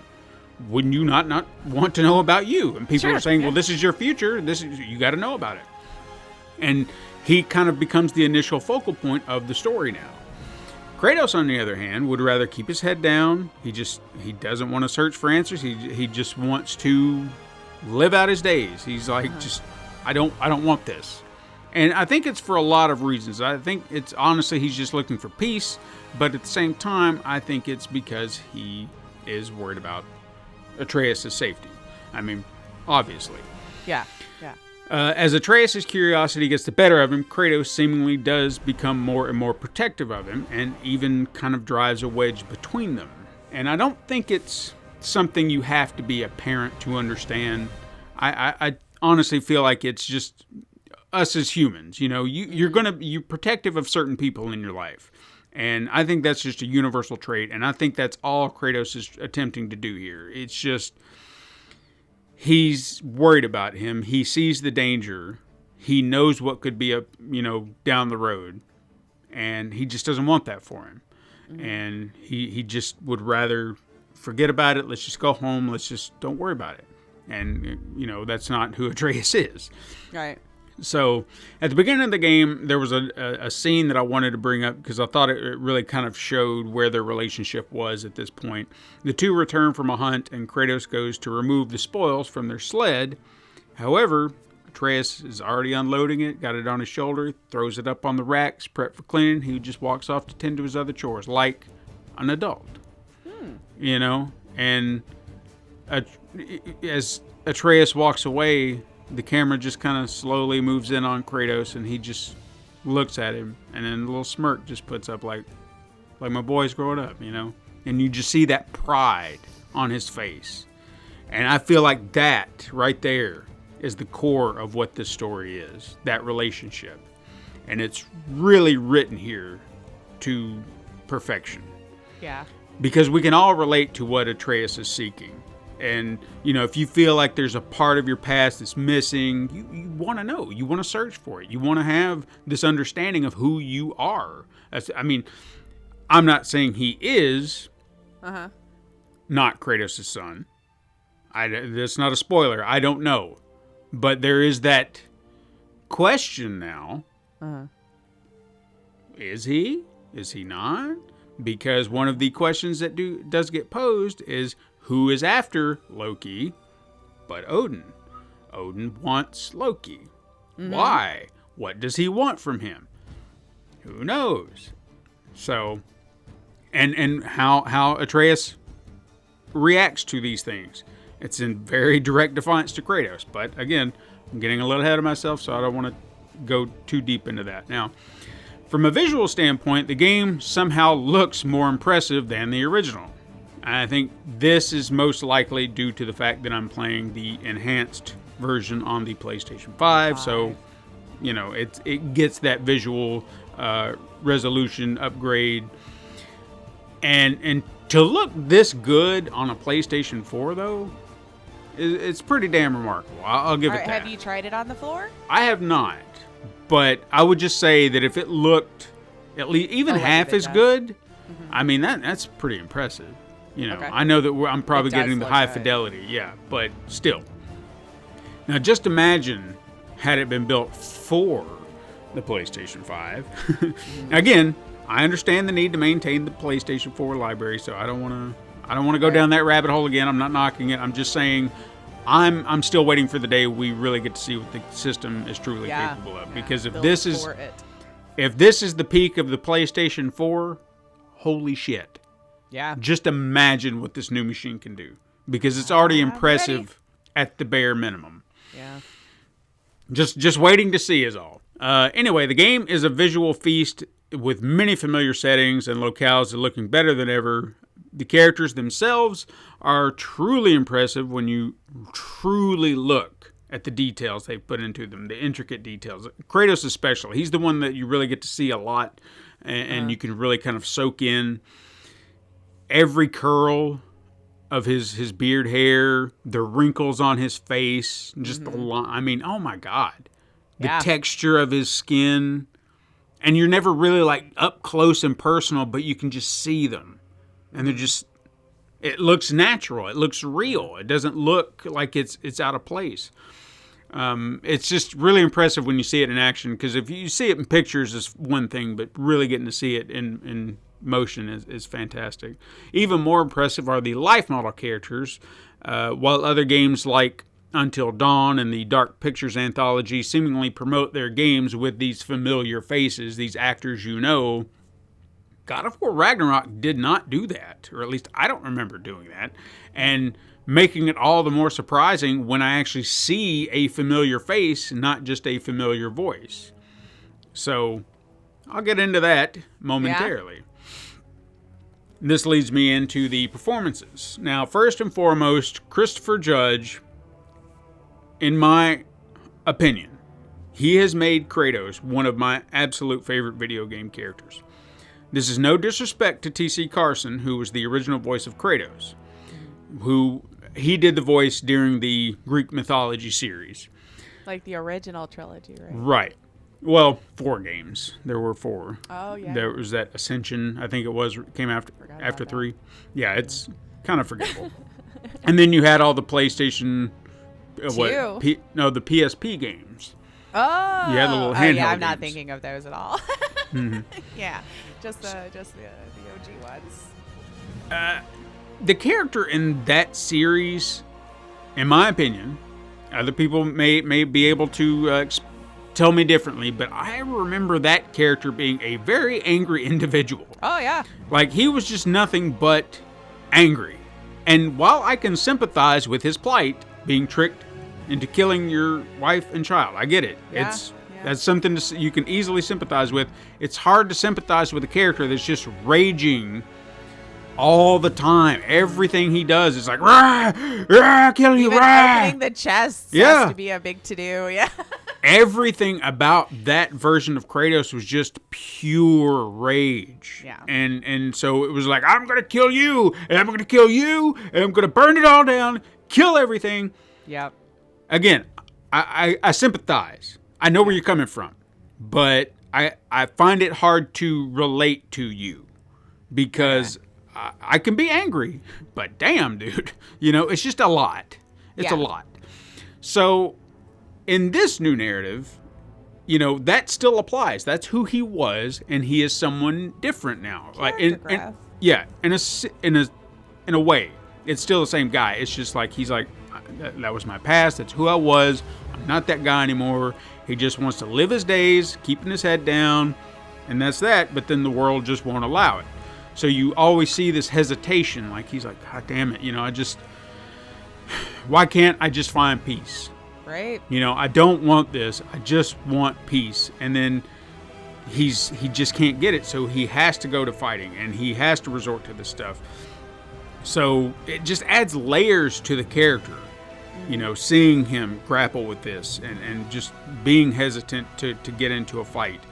And all these layers then adds to the relationship he has with Atreus. He's soft-spoken and caring when he needs to be. And then he can be aggressive when the moment demands it. And I think that's the perfect balance for this character that works so well, because even when he's angry, there was a scene... I don't want to give away too much, but there was a scene where Atreus had kind of parted ways with him for a bit. Okay. And, my first thought was, when Kratos finds him, he is going to be pissed. And when they finally do reconnect, there is an anger to him. And he's like, why did you run? Why did you get away? And then... Atreus is defensive, obviously, and he's like, you just don't understand. But then there's that moment where you almost see Kratos break, and he's like, son, I I'm concerned. Right. It's like, it's not about me. I'm just trying to keep you safe, you know? And I appreciated that, because it wasn't just like, you cannot do this, I defy it, and just being angry. It was just like, God, do you not understand why I'm doing what I'm doing? No. You Not know? a kid. Yeah. And I really appreciated just that little moment. You know, just you see that terror in his eyes. Like, son, I'm just trying to keep you safe. Please, for the love of God, you know. Equal praise to Sonny Suljic, who once again portrays Atreus, no longer a boy, you know. And I don't even think he's called him boy once. Oh yeah. Yeah. Not in this one. No, I don't remember hearing one boy, not a even one. Some funny throwaway in the beginning where he's like, "You're not calling me a boy anymore, Dad." You know? There might be one later on, but I haven't caught on to it. Man, now.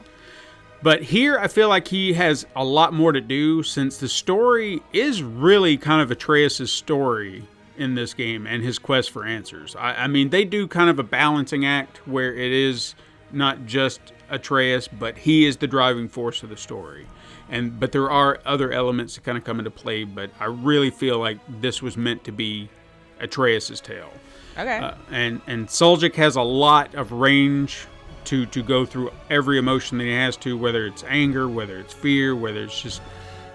I mean, he's doing so great. I mean, this kid has a promising acting career. If he can do this in video games, I mean, come on. Hey, it's still acting. That's right. Voice acting? I 100% agree with that wholeheartedly. I mean, he's doing the motion capture too. So I mean, it's him. He's doing a performance. Fair point. Yeah. So I want this to not just be a testament of saying, well, look, he does good in video games. No, the boy can act. Yeah. And he deserves, proper roles. And I know he's done some stuff. Let him audition for whatever he wants. Yeah. This should be a testament to his abilities. While it would have been easy for the writers to turn Atreus into a defiant little brat, he is portrayed more curious, like he's testing boundaries, like he just wants Kratos to trust him. Just stop treating me like a kid. Growing up, please trust me that I know what's best for me. Even though I can understand where Kratos is coming from, Atreus is just like, I gotta know. I gotta know. I gotta do my thing.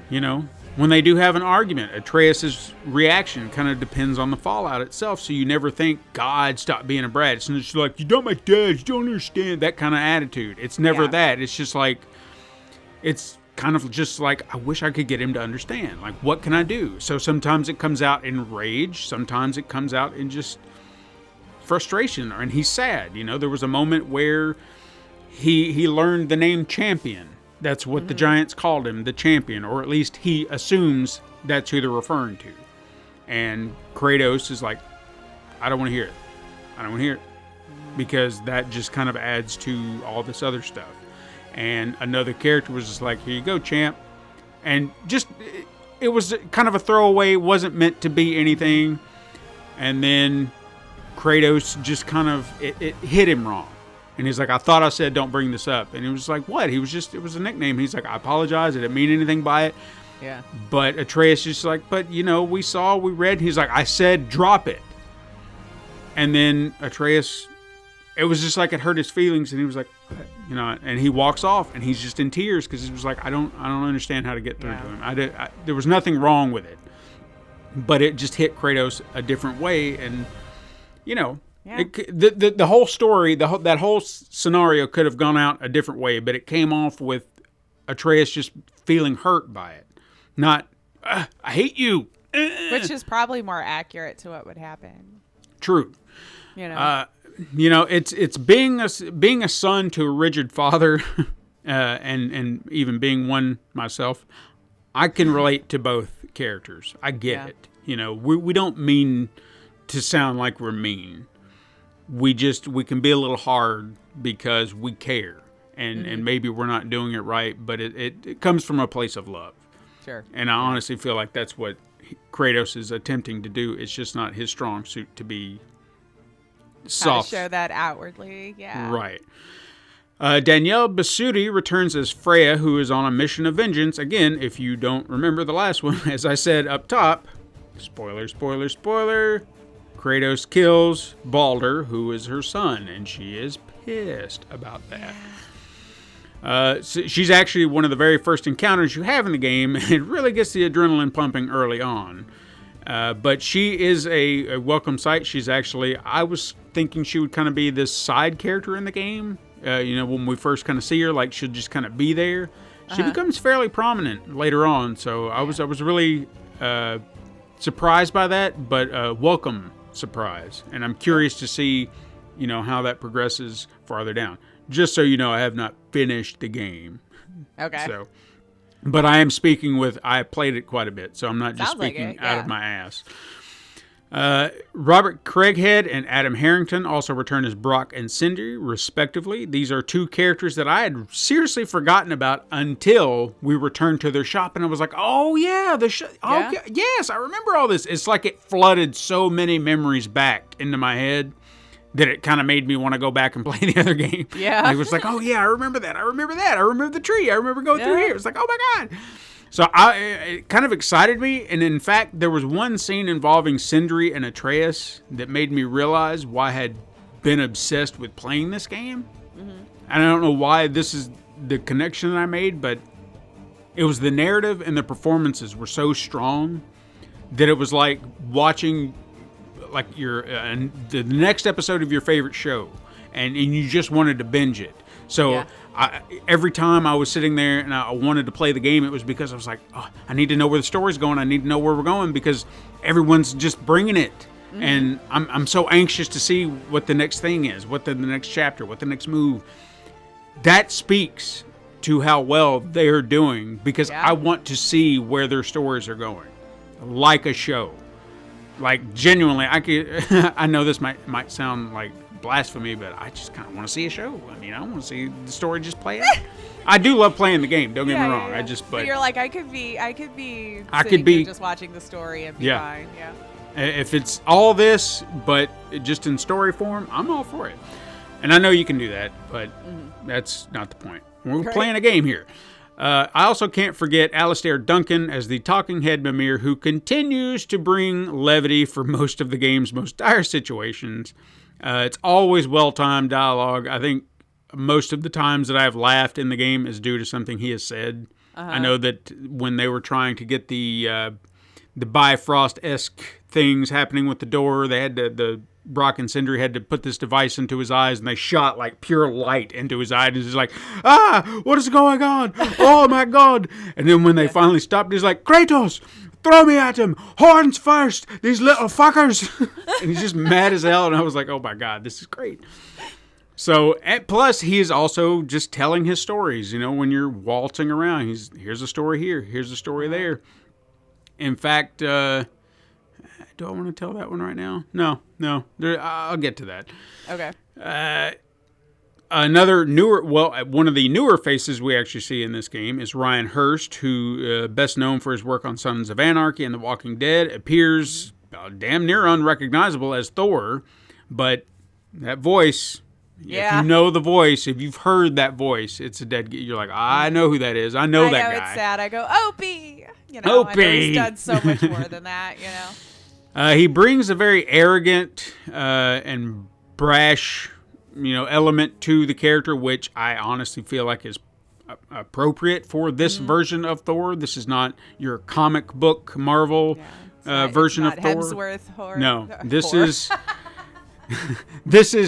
legit Thor. mythology Thor. This is the way he's been written as kind of a pompous asshole. He's actually the next big fight you have in the game. The game starts you off pretty hard and heavy. Yeah. So you get him kind of early on before heading off into the Nine Realms and kind of sets the stage for what's to come. So when you face off against Thor again, which you will, I'm anxious to see how that goes because that first fight was intense. Let me tell you. Did you choose Super God mode?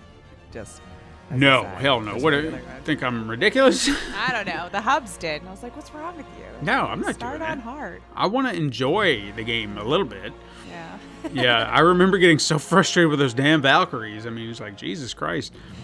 The first recognizable face that I saw And I don't know how the fuck, like, I don't know why my brain didn't just pick up on it initially, was Deborah Ann Wall, who plays Faye, which is Atreus' mother. And I think I was taken aback because I thought we had seen Faye in the last game, but now that I'm thinking about it, I don't think we ever did. I don't know. Because she is not credited in the original game anywhere. Mean anything though. Well, I mean, not even as there was no voice actor or actress that I saw for that character. Okay. So that's where I was like, okay, so maybe she was not in there at all. She was just a fleeting memory that they mentioned. And here she is kind of, a memory, at least so far. And I say that because I have not beat it, so I don't know where the story goes. But at the moment, I've just seen her in a flashback. Or Kratos having a dream. And I was like, I know her. I know her. Why do I know her from? And then I had to look it up on IMDb. She was in Daredevil. She was Karen Page, his, Matt Murdock's secretary or legal counsel, whatever. So, I was like, oh, shit. Yeah. I knew her face. I knew it. She does a fantastic job from what I've seen thus far. The second face, which really caught me off guard, was Richard Schiff, who is an amazing character actor that I would say is one of those people that is known for different things. While I might not, I might have a thing that I know him from, there may be a thing that you know him from that is not the same thing. So I could be like, as I see his face, I'm like, oh, I've seen that guy. Yeah. So like, I could sit here right now and say, like, oh, yeah, that's Dr. Glassman from The Good Doctor. And you could be like, oh, no, that's Toby Ziegler from The West Wing. Exactly. So, hell, somebody else who's sitting here thinking about it, they'd be like, oh, dude, I just saw him in Black Panther Wakanda Forever the other day. I was just going to say, I see that on there now, too. I was like, I didn't know he was in that because I had seen it. Right. No, it was a kind of a bit part, and I was like, there's the dude. Yeah, there he is. Yeah. So his casting as Odin is very inspired here because I think most people assume or think of Odin as this big, powerful kind of old man, a god. Yeah. And he comes off kind of weak and unintimidating, which I think is a very deliberate thing. As if to kind of get your guard down. So you're thinking, well, Odin, he may be a powerful god, but he looks weak and feeble, and he's not going to be a threat. I think he will be. I think it's very misleading. So I think casting him, because his voice, the way he is, nothing changed. It's not like he's putting on a front. He is doing what you know that actor to do. Yeah. And I'm anxious to see where this winds up in the end. While I would love to go on about other actors and their performances, this is a game, after all. And we have to talk about the gameplay. Sure. Most of the combat feels identical to the combat in the last game. Maybe a few minor tweaks and adjustments to kind of make it a little bit more fluid. Your Leviathan axe is obviously your primary weapon. However, the Blades of Chaos are available early on as well, which allows you to change tactics as needed. That was a thing that I was very happy to see, that they didn't just be like, well, we can't just let him have the blades up front. Because that was kind of the reveal in the original game, is that we were curious about that. Is like, is this the same guy? Or is he not? And then when we saw the blades, it was like, oh shit, it is him. Yeah. I do remember going, where's my blades? Yeah. The whole time. I'm like, this was iconic in the first ones. Like, where's my blades? Yep. So they come in to play early on once you finally go on your big adventures. And that's a key element with combat in this game, I think, is tactics. With a wide array of weapons or options with your weapons and a wide array of enemies, you have to learn which approach is best. Because it's not just about how you attack and what you are doing with your attacks, but your companion as well. So Atreus can use his bow and arrow to kind of help set up a situation, maybe kind of assist you in different ways. His skill tree is a lot more open. It seems kind of small at first, but eventually kind of branches out. And then that gives you more options and opportunities to kind of have more help and assistance in a fight, which is very, very helpful because you can get overwhelmed very quickly. And enemies are coming from all directions, so you've got to stay on your toes. Yeah. Some enemies may be best suited to take down with an axe. Some you may have to use your shield to kind of break their defenses. Some you need that speed of the blades, There are different ways to approach it. And I really kind of appreciate that. In fact, I was a little taken aback by it at first. Not that I couldn't handle it, but it was just like, there's a lot, and I need a moment to kind of feel it out. You know what I mean? Yeah. So I would actually recommend to any player early on, like if you're feeling like you just need a moment to kind of to hone your skills, head to Niflheim as soon as you can. And there's a training ground there. Now, you will not get any experience. However, you will kind of prime your upgrades. Now, your weapon upgrades, you have each skill or each weapon has like a skill tree, right? And then that can unlock a new move. So, you press this, you press that, a new combo, a new whatever it may be. An additional thing that they've done is now you have like this move set, like tiers in which you can earn. So say you use one move 15 times, that gets you a bronze tier. Then you use it 20 more times, that gets you a silver tier. You use it 30 more times, you get a gold tier. Once you get a gold tier, then you can kind of craft like a medallion, I guess.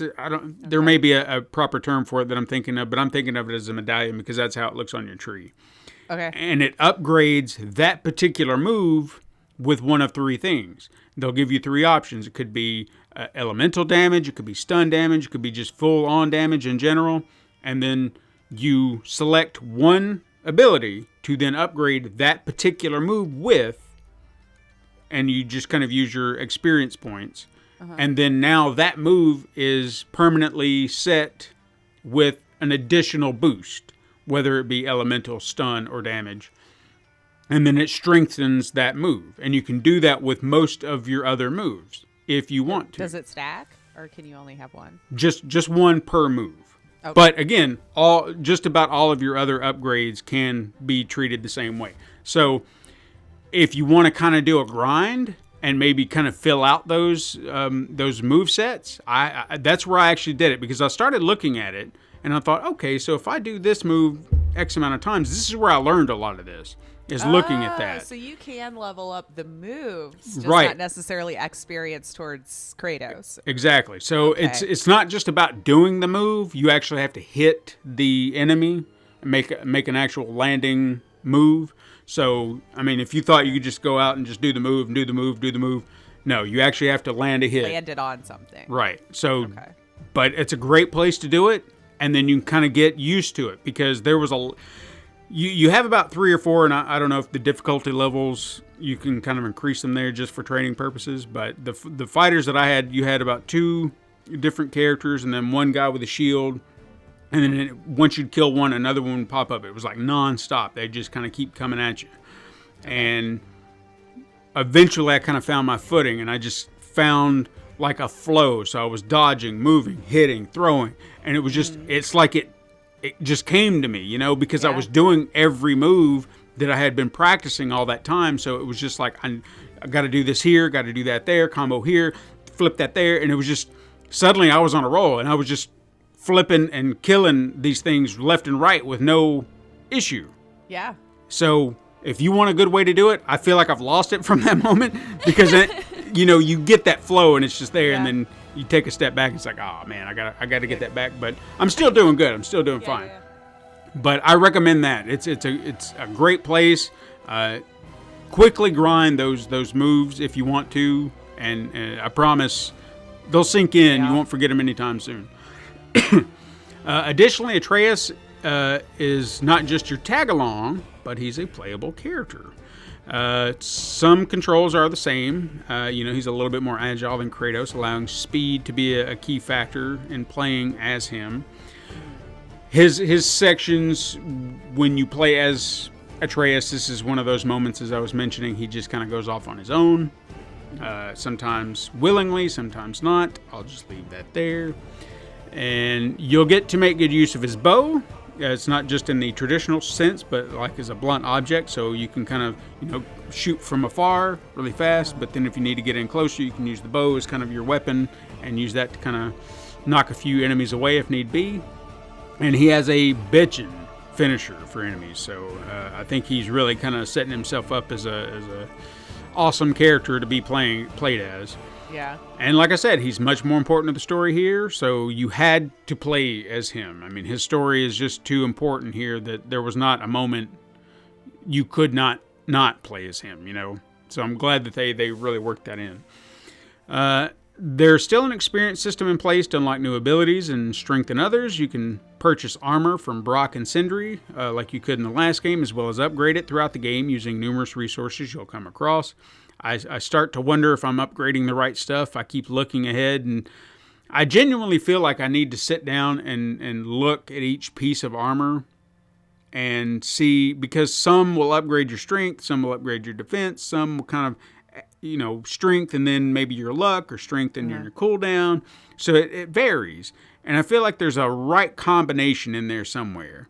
I feel like I do that to myself every time when I have these kind of options too. Yeah, because sometimes I look at it and it's like, all right, well, I'm taking that away. So is that good? But then you look at, like, I think one decision I made the other day is I was looking at this piece of armor that I got, and if I equipped it, it was going to take my strength down, but it was going to really increase my vitality. And I was like, well, I don't really have a lot of vitality, because I think it was only setting at 9, but this was giving it a real boost. And I was like, that seems like a thing I'd need.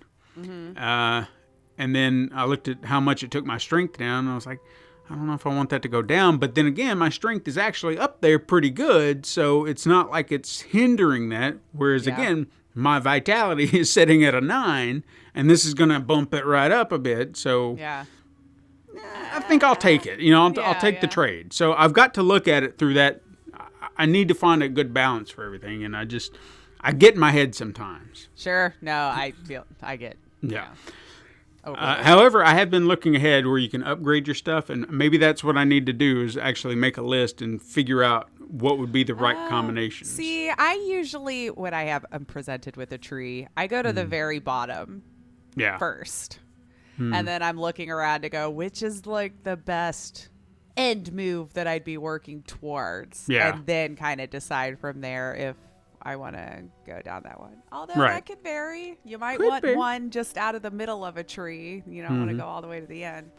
And I think that's the other. Yeah, that's the other thing I think I'm missing too, is I'm looking at the one piece as a whole, and not thinking of the bigger picture. Like, okay, whatever the stats on this stack 2 at the end, I'm not thinking about it in comparison to anything else, which I should be doing, because just because this stacks up to here, but it's not stacking another skill or another stat, doesn't mean that something else is not doing that too. Yeah. And that's what I'm forgetting or not thinking about.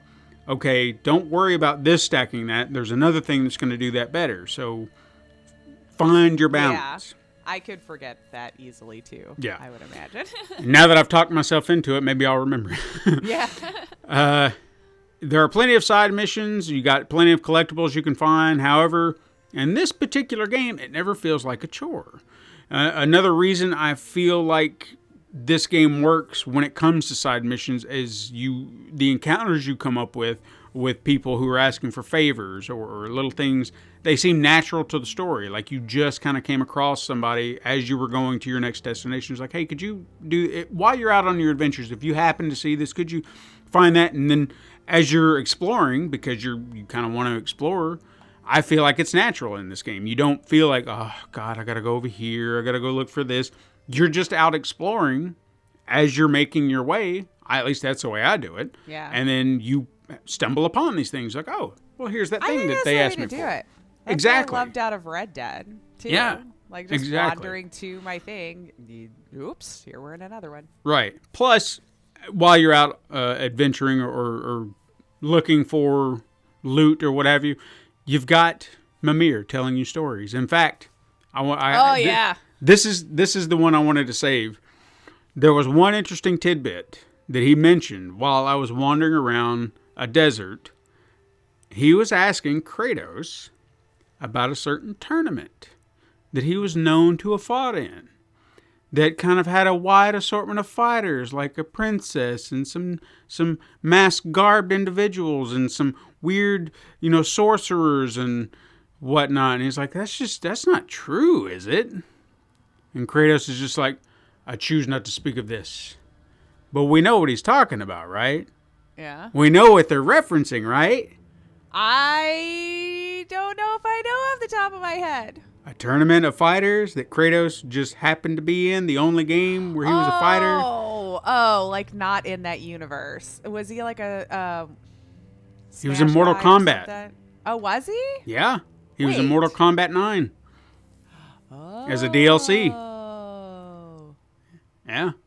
You know, when you were talking about the situation, it sounded like Mortal Kombat, different realm, all these fighters. But I don't know if I realized that he was in 9. Okay. But they didn't say it. They didn't say it. But well, you probably wasn't allowed, maybe. But no. But still, that was yeah. that was a deep cut that a lot of Yeah. people might have forgotten. I didn't But they know. just kind of laid everything out there subtly, and it's like, yeah, there was this thing, and it took me a minute. Like, I didn't catch it at first, because when I heard him talking about it, I was like, tournament. I was like, yeah. And then I sat with it, and I was like, oh, shit, he was talking about Mortal Kombat. I was like, oh, Yeah. damn.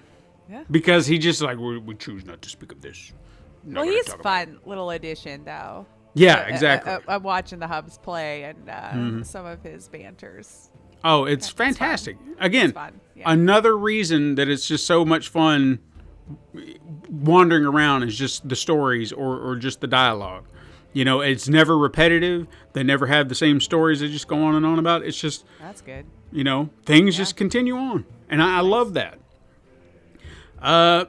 Musically, Bear McCreary returns to compose the soundtrack, once again bringing that now iconic theme back, but also bringing in some wonderful additions. Certain themes like that in Alfheim can be subtle and quiet and just kind of mellow. And then suddenly they explode into something more menacing and bombastic, just depending on where the action is at that moment. So I appreciate that. Then you have others that kind of lean into more Scandinavian themes, like the instrumentals and things. They have that feel, that accent that to the area in which you're exploring. It's all beautiful, beautifully sounding, and it's expertly crafted by a composer who I hopefully will be remembered at one point like many legends before him. Not in the video game world, because he does movies and TV too. He does fantastic work, and I really hope he gets his due. There's really nothing I can say about this game that would have changed anyone's mind or given anyone pause. It's fantastic. Yeah. It's one of the few I actually purchased day one because I felt like it was a given. You know, you knew it was going to be good. Some games are like that. You know, it was going to be a great game, period. Like The Last of Us Part 2 before it, we knew it was going to be a great game. Only thing that was going to hurt it, very much like in the same way of The Last of Us Part 2, is a poor narrative, which I'm not saying The Last of Us Part 2 had, but what happened is the narrative was divisive. Right. Yeah. I can't imagine this is a divisive narrative. I have not seen anything to make it feel that. But, you know, there could be people out there going, I can't believe. And I've tried to keep spoiler free, but, you know, it's difficult in this day and age. And somehow I can't believe in this mythology game. Yeah, look at what they did. You know how it is. Sorry. Yes, they all existed, I'm sure. But again, I can't say that this has a poor narrative because I was instantly sucked back into the stories. I was so excited to see all these familiar faces again, being reminded of them and being like, I got to know where the story's going because it's got me on the edge of my seat and I just want to keep playing. I was playing this morning, I was playing yesterday. I'm trying to get my time in and I don't want to just play it, but I do. You know, it's the binge. So where do we go from Ragnarok? Who knows right now? I don't know how the game ends, but no matter where it ends, I kind of feel like we do know that they said this was the end of this story or this realm. I'm almost positive I've heard that You this think they're ends. setting us up for an Atreus takeover? I don't know. I guess we'll have to wait and see at the end. But wherever they go, I hope the story and the narrative and the gameplay is all just as compelling. That's all I can ask for. Excellent. Yeah. No, good stuff. I've been hearing nothing but good stuff. And then, of course, expletives. Sure. Because for some reason he chose to give me all of God of War mode or whatever that last one don't was do called. And I think he bumped it back just once because I don't know what those one monsters are called, but it seemed like if he hit him once, he was dead. Oh, wow. And then like he would, hit them over and over again. And it's just like little bit. And I'm like, is the difference just they're sponges now? Because if that's the only difference, I don't know, Right. But yeah, looks good. Good stuff. God of War Ragnarok. Woo! There you go. Mm-hmm. That's our show. Yeah. That's our show. You can hit us up sometime on Twitter at Super Mega Crash, or you can go to Instagram to view the weekly icon art Steven puts his time and love into. And you could send us an email to supermegacrash@gmail.com. And you could support the show by liking and leaving reviews on your preferred podcast app, and even by going to patreon.com/pencil and paper productions. You can also go to youtube.com/pencil and paper productions for just more entertainment. Doesn't necessarily have to just be the podcast. No. And come help us make us great at Discord. You can come on over, chat with us there. Links are in the description down below. And thank you so much for listening. I'm Lacey Finley. I'm Stephen White. And you can join us again next time, Super Mega Crash siblings. Enjoy your holiday if you celebrate. And until then, Game on.